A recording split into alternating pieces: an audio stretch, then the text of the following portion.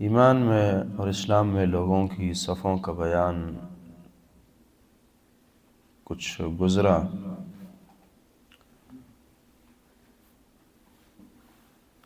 اور یہاں پھر آدم علیہ السلام کی پیدائش کا اور انہیں مسجود الملائکہ حتیٰ کہ انسانیت تمام ہی ان کی پیدائش کا تذکرہ، ابتدائی قصہ اللہ رب العالمین نے یہاں کیا ہے۔ بہت ساری حکمتیں ہیں، بہت سارے ربط ہیں، پچھلی آیتوں سے مناسبات ہیں۔ چھپ کر ایک پیغام یہ ہے کہ ایمان اصل ہے، اللہ کی اطاعت بنیاد ہے۔ کسی زمانے میں یہاں انسانوں سے پہلے جن رہتے تھے، انہوں نے انحراف کیا، اللہ کی بات نہ مانی، سجدہ نہ کیا، محروم ہو گئے۔ پھر یہ خلافت انسانیت کو ملی، اور ان سے ہوتے ہوتے اور انسانوں میں آگے چلتے چلتے یہودیت اور عیسائیت بنو اسرائیل کو یہ مل گئی، اور انہوں نے اس کا خیال نہیں رکھا، جیسا کہ آگے پھر یہ دلائل لائیں گے، ان کی اوصاف بیان ہوں گی۔ تو اللہ نے اب امت محمدیہ کو دینے کا ارادہ کیا ہے، اور پھر انہیں یہ بھی گھنٹی ہے، اشارہ ہے کہ اگر تم بھی اس کی قدر نہ کرو گے تو تم بھی محروم ہو جاؤ گے، جیسا کہ وہ لوگ محروم ہوئے ہیں، اور ذلت اور رسوائی تمہارا مقدر بنے گی۔ اللہ کو لولا دعاؤکم، بندے کی عبادت اور ایمان، یقین، یہ صفات چاہیے ہوتی ہیں، نہ کہ دنیاوی منفعتیں وغیرہ۔ اسی طرح پھر اس واقعے کے اندر، یعنی آپ مناسبت تو سمجھ رہے ہوں گے اس قصے کو لانے کی، اسی طرح اس واقعے کے اندر پھر اللہ رب العالمین اپنا امتنان اور احسان، دیکھو میں نے تم پر احسان کیا، کرم کیا، مسجد الملائکہ بنایا انسان تجھے، اب تو اللہ کی نہ مان، اعبدو نہ کر، تو تیری بدبختی ہے، شقاوت ہے، اور اس کا نقصان تجھے ضرور ہوگا۔ اسی طرح انسانیت گناہوں کے اندر لت پت رہتی ہے، گناہ ہوتے ہیں، تو توبے کا دروازہ دکھایا اور سمجھایا جا رہا ہے کہ یہ ہے توبے کا دروازہ، جس کی طرف آپ کے ابا جان آدم علیہ السلام جو ہیں بڑے ہیں۔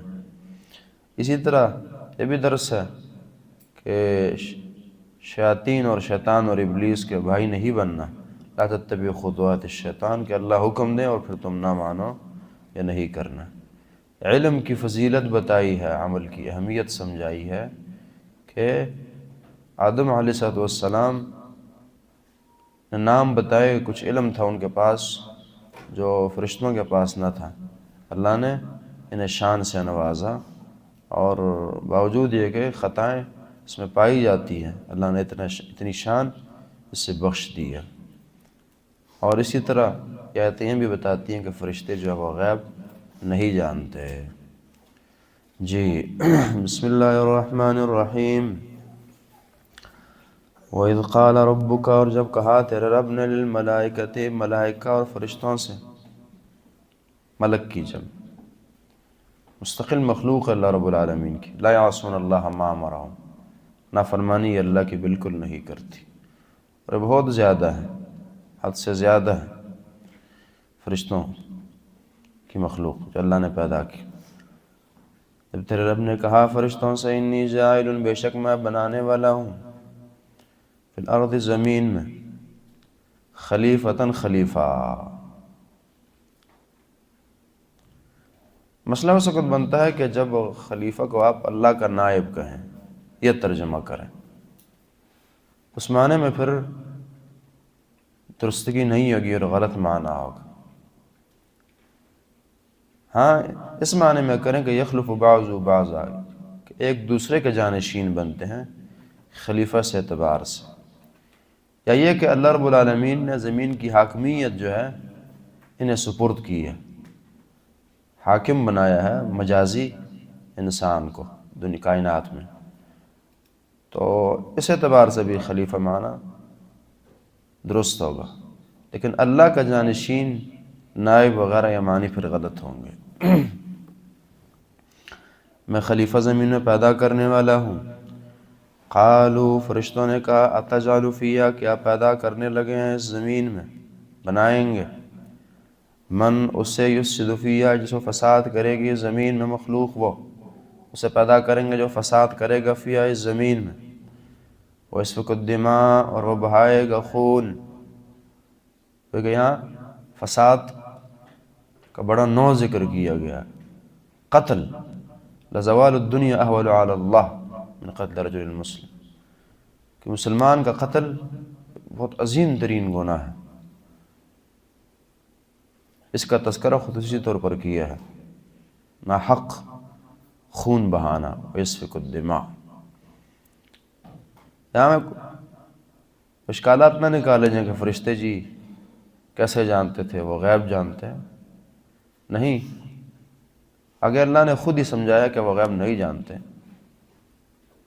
ایک تو اللہ نے کہا کہ انی اعلم ما لا تعلمون، میں جانتا ہوں تم نہیں جانتے، یہ آیت بھی بتاتی، یہ جملہ بھی بتاتا ہے کہ فرشتے غیب نہیں جانتے۔ اگر چیزوں کے نام پوچھیں کہ بتاؤ انبئونی باسماء ہؤلاء، قالوا سبحانک لا علم لنا الا ما علمتنا۔ آگے پھر فرمایا قال الم اقل لکم انی اعلم غیب السماوات، میں غیب جانتا ہوں۔ تو یہ صرف اس مقام پر نہیں بلکہ قرآن اور حدیث کے ہر مقام پر جو بھی گمراہی نکالی جاتی ہے، جس مقام سے نکالی جائے گی، وہیں دائیں بائیں آگے پیچھے اس کا بھرپور رد بھی ہوگا۔ تو یہیں اس چیز کا رد ہے، فرشتے غیب نہیں جانتے۔ خبر کیسے ہو گئی؟ تو کسی بھی طرح سے ہو سکتی، اللہ نے خبر دی، ساخت دیکھی، تجربہ بتایا، پہلے جنات کو وہ دیکھ چکے ہیں، یہ سب چیزیں تھیں، تو یہ کوئی بڑی بات نہیں ہے۔ بہر صورت علم غیب کا یہاں سے اس بات بالکل نہیں ہوتا، آیتیں اس بات کی بار بار شہادت پیش کر رہی۔ چونکہ پھر وہ جانتے تھے کہ اپنی بندگی کے لیے اللہ نے انہیں پیدا کرنا ہے، تو کہہ دیا کہ دیکھیں جہاں تک بندگی ہے وہ تو ہم کریں گے نا، ان میں فساد، جہاں بندگی ہے فساد بھی ہے، بندگی کرنے کے لیے ہم ہیں اور فساد مطلوب نہیں ہے۔ وَنَحْنُ نُسَبِّحُ، اور ہم تسبیح بیان کرتے ہیں، بحمدک، تیری حمد کے ساتھ، سبحان اللہ و بحمدی، اسی لیے بہت سارے حدیثوں میں آپ یہ جملہ مشترکہ پاتے ہیں۔ بخاری کی آخری روایت سبحان اللہ و بحمدی سبحان اللہ العظیم، صبح و شام کے اذکار میں سبحان اللہ و بحمدی۔ چونکہ دو چیزیں ہوتی ہیں نا، کسی شخصیت کی کمال دو بنیادوں پر ہوتی ہیں، فلانی شخصیت، اس میں کوئی بری صفت نہیں پائی جاتی، اور ہر اچھی خوبی اور صفت اس کے اندر پائی جاتی ہے، یہ کمال۔ اگر اچھی کوئی نہیں پائی جاتی، بری بھی نہیں ہے، تو کمال نہیں۔ یا جی بس اس کے الٹ لیں، کمال یہ ہے کہ وہ اچھی بہت پائی جاتی ہے اور بری کوئی نہ پائی جاتی۔ تو تسبیح اور تحمید کو جمع کرنے کا دراصل راز یہی ہے کہ تسبیح میں جتنی منفی صفات ہے وہ کوئی اللہ میں نہیں پائی جاتی۔ بعض اوقات ایک بندے میں بہت اچھی صفات پائی جاتی ہے لیکن ساتھ منفی بھی پائی جا رہی ہوتی، 1 2 4 10، کوئی منفی صفت، کوئی بری خصلت وہ اللہ میں نہیں پائی جاتی۔ یہ تسبیح، ہم تجھے پاک کرتے ہیں، تیری پاکی بیان کرتے ہیں، تجھے صاف قرار دیتے ہیں، صاف کہتے ہیں ہر بری صفت سے، نسبح بحمد کے ساتھ تیری حمد کی تعریف بھی کہ تو عظیم، تیری شان بڑی بلند، ہر خوبی تیرے اندر پائی جاتی۔ الحمدللہ میں بات ختم ہوگی۔ وَنَحْنُ نُسَبِّحُ، اور ہم تسبیح بیان کرتے ہیں، بحمدک، تیرے حمد کے ساتھ، وَنُقَدِّسُ لَكَ، اور تیری پاکیزگی بیان کرتے ہیں، تیری تقدیس کرتے ہیں، تسبیح تیری کرتے ہیں، تیری تحمید کرتے ہیں، تیری تقدیس کرتے ہیں۔ تیری ذات کو بھی ہم پاک کہتے ہیں، تیری ذات ہر قسم کی نقائص سے پاک ذات ہے، تیری شان کو بھی ہم اعلیٰ کہتے ہیں اور ہر قسم کی خطاؤں سے پاک مانتے ہیں۔ تقدیس کا زیادہ تعلق ذات سے ہوتا ہے۔ قال انی، اسی طرح ظاہری اور باطنی صفائیاں مراد ہوتی ہیں۔ قال انی عالم، اللہ رب العالمین نے فرمایا، انہوں نے کہا کہ فساد بھی کریں گے، اور جہاں تک عبادات ہے وہ ہم ہیں نا، اور یقیناً ولا یستحسرون، قرآن نے کہا کہ فرشتے ایسی عبادت نہیں کہ وہ تھکتے اکتاتے نہیں اور مسلسل کیے جاتے ہیں۔ لوہا معمولی ہے، ایک زمانے میں اس کی زندگی ختم ہو جاتی ہے، لیکن یہ جو فرشتوں کی بندگی ہے یہ مسلسل ہوتی جا رہی ہے، اس کے اندر کوئی نقص والی بات، کوئی تھکاوٹ والی بات نہیں ہے۔ پھر بھی اللہ نے فرمایا کہ میں حکیم ہوں۔ قال، فرمایا، انی عالم، بے شک میں جانتا ہوں، ما لا تعلمون، وہ جو تم نہیں جانتے، میں ان چیزوں کو جانتا ہوں جو تم نہیں جانتے۔ یہ اللہ ہمارا دفاع کر رہے ہیں اور ہماری شان اٹھا رہے ہیں اس انسان کی جو اللہ کا باغی ہے۔ انی عالم ما لا تعلمون۔ اب جیسے ہم نے پیچھے روایت پڑھی بخاری کی کہ عبداللہ بن عباس کے متعلق عبدالرحمن بن عوف وغیرہ نے اعتراض کیا کہ آپ عمر بن خطاب سے کہا کہ اس بچے کو قریب قریب رکھتے ہیں، بچے ہمارے بھی ہیں، فَإِنَّ لَنَا أَبْنَاءٌ مِثْلَ۔ تو اس وقت پھر انہوں نے اذا جاء نصر اللہ کا سوال کیا، کسی کو نہ عبداللہ بن عباس کو آیا، کہا اس لیے میں اس کو قریب رکھتا ہوں۔ عمر بن خطاب جو ہے ان کی زندگی قرآن کے بہت قریب تھی، بالکل یہ والا انداز تھا جس طرح کہ یہاں اللہ نے اپنایا ہے اور جس طرح کہ انہوں نے یہاں سے اخذ کیا ہو۔ تو یہاں جب انہوں نے اعتراض کیا کہ انہیں کیوں پیدا کریں گے، ہم ہیں نا، تو اللہ نے پھر ایک سوال کیا جو کسی کو نہ آیا اور ان کو آ گیا، اور پھر فرمایا کہ اس لیے، وہاں بھی فرمایا اس لیے۔ یہ ہوتا ہے جب کوئی شخصیت قرآن حدیث سے زیادہ جڑتی ہے تو پھر اس کی باتیں خود کہی ہوں گی اور قرآن کے مطابق ہوں گی، کام کیے ہوں گے قرآن کے سے مطابق نکلائیں گے۔ موافقات عمر، آگے بات آئے گی، مستقل ایک باب ہے کہ عمر بن خطاب نے مشورہ دیا اور اللہ نے اسے حکم بنا دیا اور آیتیں نازل کر دی، حدیث اتر آئی، شان تھی۔ وعلم آدم الاسماء، اور سکھائی اللہ رب العالمین نے آدم علیہ السلام کو نام، کلہا، تمام کے تمام، معنی جو ضرورت کی اشیاء ان کے نام سکھا دیے۔ کل بعض اوقات اس تغلیبی معنی میں بھی ہوتا ہے نا، ہم کہتے ہیں یہ سارے آ گئے، سارے آگے کا معنی نہیں کہ ساری دنیا آ گئی ہے، معنی جو جن کو آنا تھا وہ آ گئے۔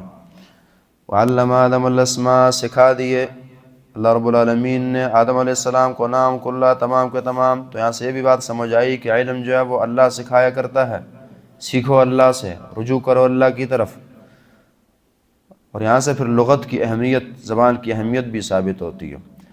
ثم عرضهم على الملائکہ، پھر انہیں پیش کیا، اور یہ بھی ہے کہ دنیاوی معاملات جو ضرورت کے بندے کو پتہ ہونے چاہیے۔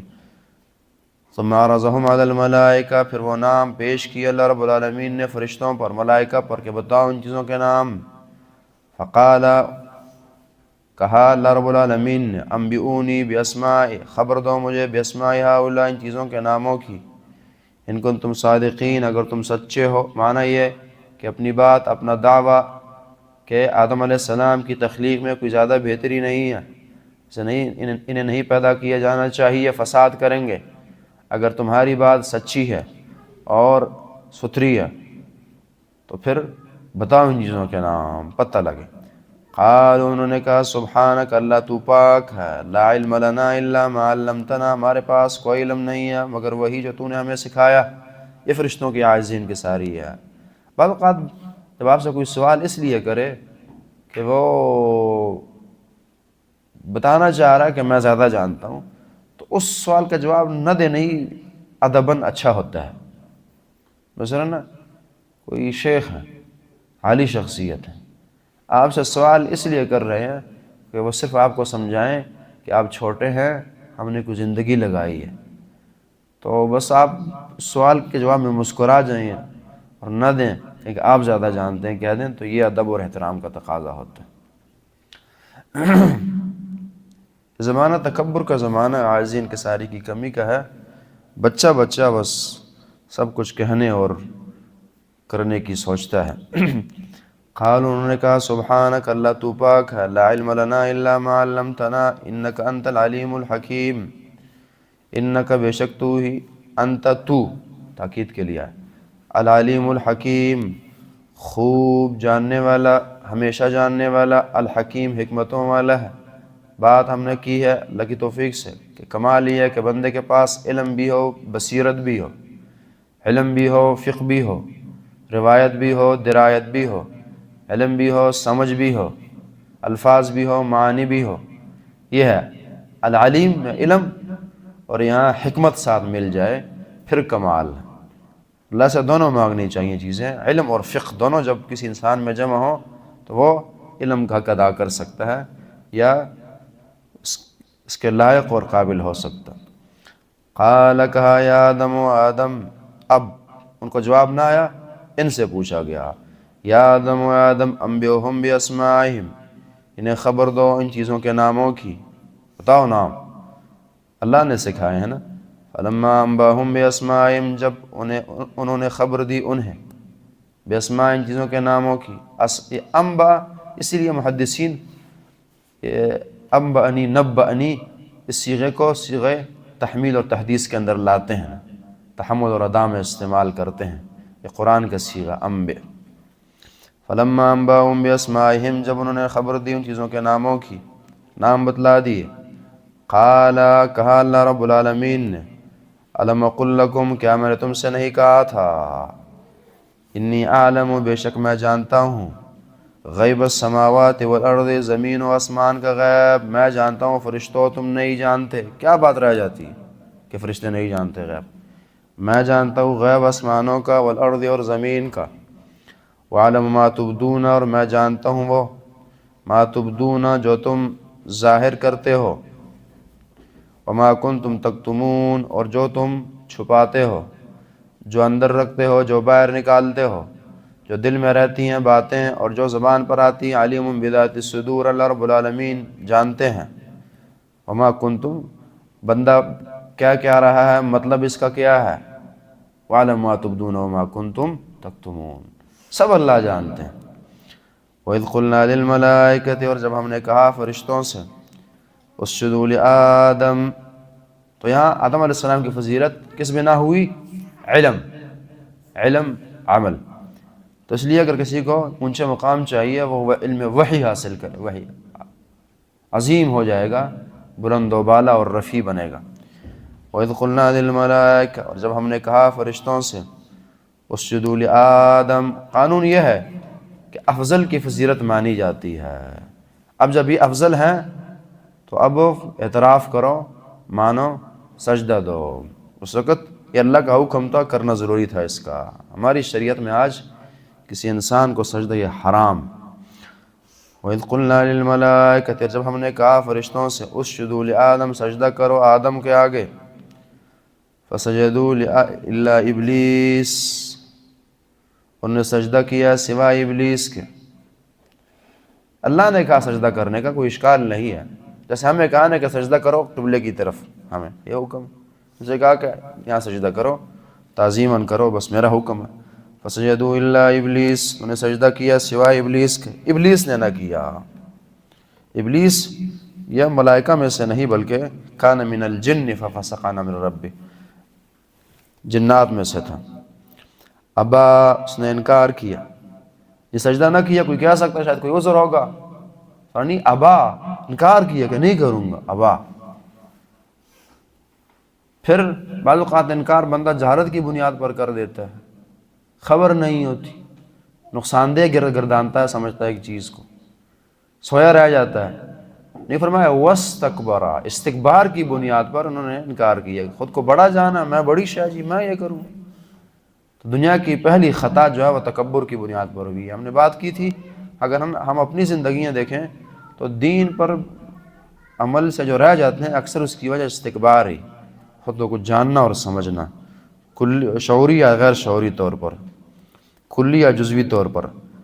ابا واستکبر، انکار کیا، وکان من الکافرین، اور وہ تھا من الکافرین، کافروں میں سے، وکان من الکافرین، وہ کافروں میں سے تھے، ظاہری معنی۔ تو یہ کیسے؟ تو اس لیے بعض کہتے ہیں کہ کانا سارا کے معنی میں ہے کہ وہ ہو گیا کافروں میں سے، وہ ہو گیا کافروں میں سے۔ اور بعض نے کہا کان من الکافرین ای فی علم اللہ، کہ اللہ کے علم میں وہ کافروں میں سے تھا۔ یہاں ایک اور بات ذرا سمجھنے کی ہے، صحیح بخاری کی 4202 نمبر آیت، انشاءاللہ آگے بھی یہ 4202 نمبر حدیث آگے بھی یہ مسئلہ بیان ہوگا۔ بعض اوقات ہوتا یہ ہے کہ حدیث کے اندر ایک آدمی مسلسل جنت کے عمل کرتے چلا جاتا ہے، بالکل اس کے اور جنت کے درمیان ایک ہاتھ کا ہی فاصلہ رہ جاتا ہے، فَيَسْبِقُ عَلَيْهِ الْكِتَابُ فَيَعْمَلُ بِعَمَلِ أَهْلِ النَّارِ، یکدم وہ آخر میں برے عمل اور جہنم چلا گیا۔ دوسرا اس کے الٹ برے عمل حتیٰ کہ اس کے اور جنت کے درمیان ایک ہاتھ کا فاصلہ، اور فَيَسْبِقُ عَلَيْهِ الْكِتَابُ فَيَعْمَلُ بِعَمَلِ أَهْلِ الْجَنَّةِ، اور پھر جنت چلا گیا۔ ظاہر بندہ کہتا کہ یار یہ تو پتہ نہیں کیا ہے، لیکن صحیح بخاری کی اس روایت میں 4202 میں اس طرح کے الفاظ وارد ہوئے ہیں کچھ طرق میں اس کے، فیما یبدو للناس، کہ لوگوں کی نظروں میں یہ ہوتا ہے کہ یہ بندہ بالکل عمل کرتے کرتے جنت کے قریب چلا گیا، یہ دوسرا برا عمل کرتے کرتے جہنم کے قریب چلا گیا، لیکن دراصل اندر کے معاملات کچھ اور ہوتے ہیں۔ چونکہ ہماری نگاہ ظاہر پر رہتی ہے اور اللہ کی ظاہر باطن دونوں پر رہتی ہے، ہمیں یہ حکم ہے کہ ہم ظاہر پر فیصلہ کرتے ہیں، اور اللہ کے اپنے فیصلے ظاہر اور باطن دونوں پر ہوتے ہیں۔ تو اس لیے تو وَكَانَ مِنَ الْكَافِرِينَ، یقیناً کچھ گندگیاں یہاں پائی جاتی تھی ابتدا سے، یہ نہیں ہوتا کہ اللہ تعالیٰ یکدم کسی کا خاتمہ خراب کرتے۔ بعض اوقات ظاہر کچھ ہوتا ہے باطن کچھ، اور آخر میں وہ ظاہر نکھر کر سامنے آ جاتا ہے اور مسائل خراب کر دیتا ہے، خاتمے کو بگاڑ دیتا ہے۔ اور بعض اوقات یہ ہوتا ہے کہ کوئی ایسی خرابی پائی جاتی ہے، بھلے وہ 1 2 3 4 یعنی کم سے کم کیوں نہ ہو، لیکن اللہ کو وہ انتہائی مبغوض ہوتی ہے، وہ ایک خرابی جو ہے خاتمے کو خراب کرنے کا ذریعہ بن جاتی۔ تو یہ ہے وَكَانَ مِنَ الْكَافِرِينَ، وہ کافروں میں سے ہی تھا، وہ اسی انجام کے لائق تھا جو ہوا۔ اس کے اندر پہلے ہی کچھ بگاڑ پائی جاتی تھی، استکبار وغیرہ ایسی بیماریاں تھیں کہ جو انجام یہ بنا گئی۔ وَكَانَ مِنَ الْكَافِرِينَ، اور وہ ہو گیا من الکافرین، کافروں میں سے، وہ تھا کافروں میں سے۔ وقلنا، الحمدللہ قرآن و حدیث کا کوئی جملہ جو ہے وہ قابل اشکال نہیں ہے۔ وقلنا، اور ہم نے کہا، یا آدم، و آدم، اب چونکہ قرآن بات پوری بھی کرتا ہے اور مختصر بھی ہوتی ہے، اب آدم علیہ السلام کو پیدا کیا گیا اب رہنے کے لیے جنت۔ وقلنا، اور ہم نے کہا، یا آدم، و آدم، اسکن انت، رہیں آپ، رہ تو، اسکن، وزوجک، اور تیری بیوی، الجنہ، جنت میں، ضرورت تھی بیوی، وہ بھی پیدا کی گئی ان کی پسلی سے۔ وَكُلَا مِنْهَا رَغَدًا حَيْثُ شِئْتُمَا، اس لیے اصل جو ہے بات ذرا سمجھیے کہ انسان کی تخلیق میں مرد اصل ہے اور عورت طبعاً پیدا کی گئی ہے۔ ہاں، وہ اللہ کا احسان ہے کہ انسان کو اس نے عزت بخشی ہے، اور جس طرح کے کسی مرد کے لیے، کسی انسان کے لیے جو گاڑیاں شاڑیاں بھینس بکریاں وغیرہ اس کے فائدے کے لیے پیدا کی گئی ہیں، لیکن ان کو ثواب نہیں ملتا، اجر نہیں ہے ان کے لیے، لیکن عورت پر اللہ نے یہ احسان کیا کہ اسے انسان بنایا اور پھر اس کے لیے جنت اور جہنم کا رکھ دیا اور اس کے عمل کو عظیم بنا دیا۔ اور جو یہاں تک قرآن نے پھر کہہ دیا، من عمل صالحا منکم من ذکر او انثی وهو مؤمن فلنحيینہ حیاۃ طیبہ، بس مرد ہے یا عورت، جو بھی اللہ کی اچھی بندگی کرے اللہ تعالیٰ اسے نوازیں گے، اس تفریق کو گویا کہ مٹا دیا، لیکن اصلاً جو ہے وہ مرد کو پیدا کیا گیا۔ وقلنا، ہم نے کہا، یا آدم، و آدم، اسکن انت وزوجک الجنہ، رہ تو اور تیرا خاون الجنہ، جنت میں۔ اچھا، خاون یہی تو نعمت ہے نا کہ خاون کے بنا عورت جنت جاتی ہے۔ وزوجک الجنہ، وکلا منہا رغدا، اور تم دونوں کھاؤ، منہا، اس جنت سے، رغدن، خوب، وافر مقدار میں، جتنا دل کرے۔ پھر بعض اوقات کہا جاتا ہے کہ فل کھاؤ، لیکن بس صرف اس جگہ سے کھانا، حیث شئتما، بس جہاں تم چاہو، یہاں سے لو وہاں سے لو، اس کی بھی اجازت۔ لیکن ولا تقربا هذه الشجرہ، اس درخت کے قریب نہ جانا ہے۔ آزمائش جوڑ دی گئی ہے انسان سے، امتحان، اور منع اس لیے کیا، یہاں سے یہ بات بھی سمجھیے، شریعت نے جس چیز سے منع کیا ہے انسانوں کو، اس میں انسانوں کی اپنی بلائی ہیں۔ میں اور آپ جسے منع کرتے ہیں کسی چیز سے نا، اس میں ہماری خیر ہوتی ہے کہ میری چیز ختم ہو جائے گی، میری چیز کا نقصان ہوگا، بس آپ کو اس گھر میں رہیں لیکن اس کمرے میں آپ نہ آئیں، میرا سامان وہاں پڑا ہوگا مثلاً۔ اللہ نے جس چیز سے منع کیا ہے اس میں اللہ کا کوئی نقصان نہیں، بندے کا اپنا نقصان۔ کیوں؟ یہاں فرمایا وَلَا تَقْرَبَا هَٰذِهِ الشَّجَرَةَ، اس درخت کے قریب نہ جانا، کیونکہ نقصان تمہارا ہوگا، فَتَكُونَا مِنَ الظَّالِمِينَ، تم دونوں ہو جاؤ گے من الظالمین، ظالموں میں سے۔ فسق فجور اللہ کی نافرمانی ہی ظلم ہے۔ ہم ظلم صرف کسی پر ظلم کرنے کو سمجھتے ہیں، اللہ کی نہ ماننا ہی ظالم لنفسی والکافرون هم الظالمون، تکونا من الظالمین، تم ہو جاؤ گے ظالموں میں سے۔ تو یہ جملہ یہ بھی بتاتا ہے کہ حرام خوری بہت بڑا ظلم ہے، حرام خوری اصل ظالم ہے، جو اللہ کی منع کردہ چیزیں کھاتا ہے وہی ظالم ہے۔ تکونا من الظالمین، تم دونوں ہو جاؤ گے، نتیجہ نکلے گا یہ کہ تم ہو جاؤ گے ظالموں میں سے۔ فَأَزَلَّهُمَا الشَّيْطَانُ، بس پچھلایا ان دونوں کو شیطان نے، عنہا، اس سے بہکا دیا، اسی درخت کی طرف مائل کر دیا، اور جہنم سے نکالنے کا ذریعہ بن گیا شیطان۔ فَأَخْرَجَهُمَا، ان دونوں کو نکالا۔ صحیح مسلم کی روایت بتاتی ہے کہ آدم علیہ السلام کو جمعے کے دن ہی جنت میں داخل کیا گیا اور جمعے کے دن ہی نکالا گیا۔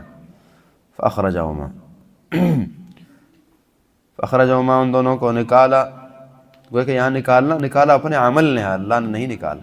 فَأَخْرَجَهُمَا، شیطان کی بات ماننا، شیطان یقیناً اوپر سے نیچے کو پھینکتا ہے نہیں، عروج کو زوال سے بدل لیتا ہے، ترقی کو پستیوں کی طرف لے آتا ہے۔ فَأَخْرَجَهُمَا مِمَّا كَانَا فِيهِ، نکالا ان دونوں کو ان نعمتوں سے، اس جگہ سے، اس مقام سے، کانا فی، جس میں وہ تھے، زندگی میں وہ جی رہے تھے، اس سے نکال دیا۔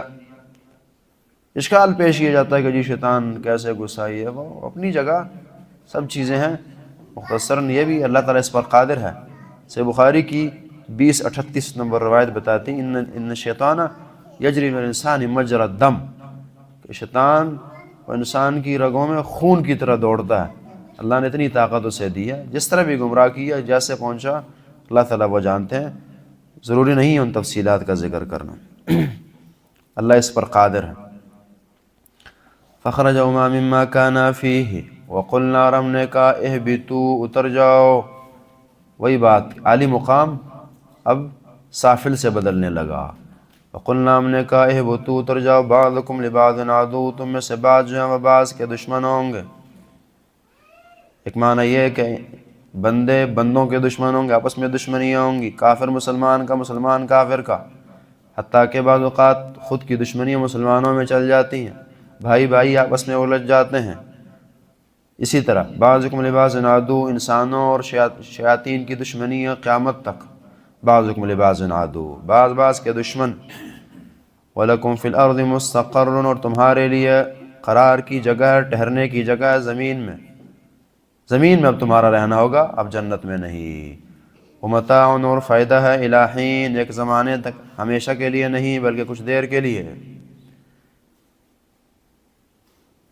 جنت سے نکالا گیا، اسے تالا لگا کر چابی دنیاوی نامی کنویں میں پھینک دی گئی، کہا کہ جاؤ اس کنویں کے اندر ہاتھ پھیرو، پاؤں مارو اور چابیاں تلاش کرو، یعنی عمل کرو، اور پھر آ کر جنت کا دروازہ کھولنا، اب داخل ہونا، پھر داخل ہونا اس میں، کیونکہ اب تمہارا داخلہ اعمال کی بنیاد پر ہوگا، ویسے نہیں ہوگا۔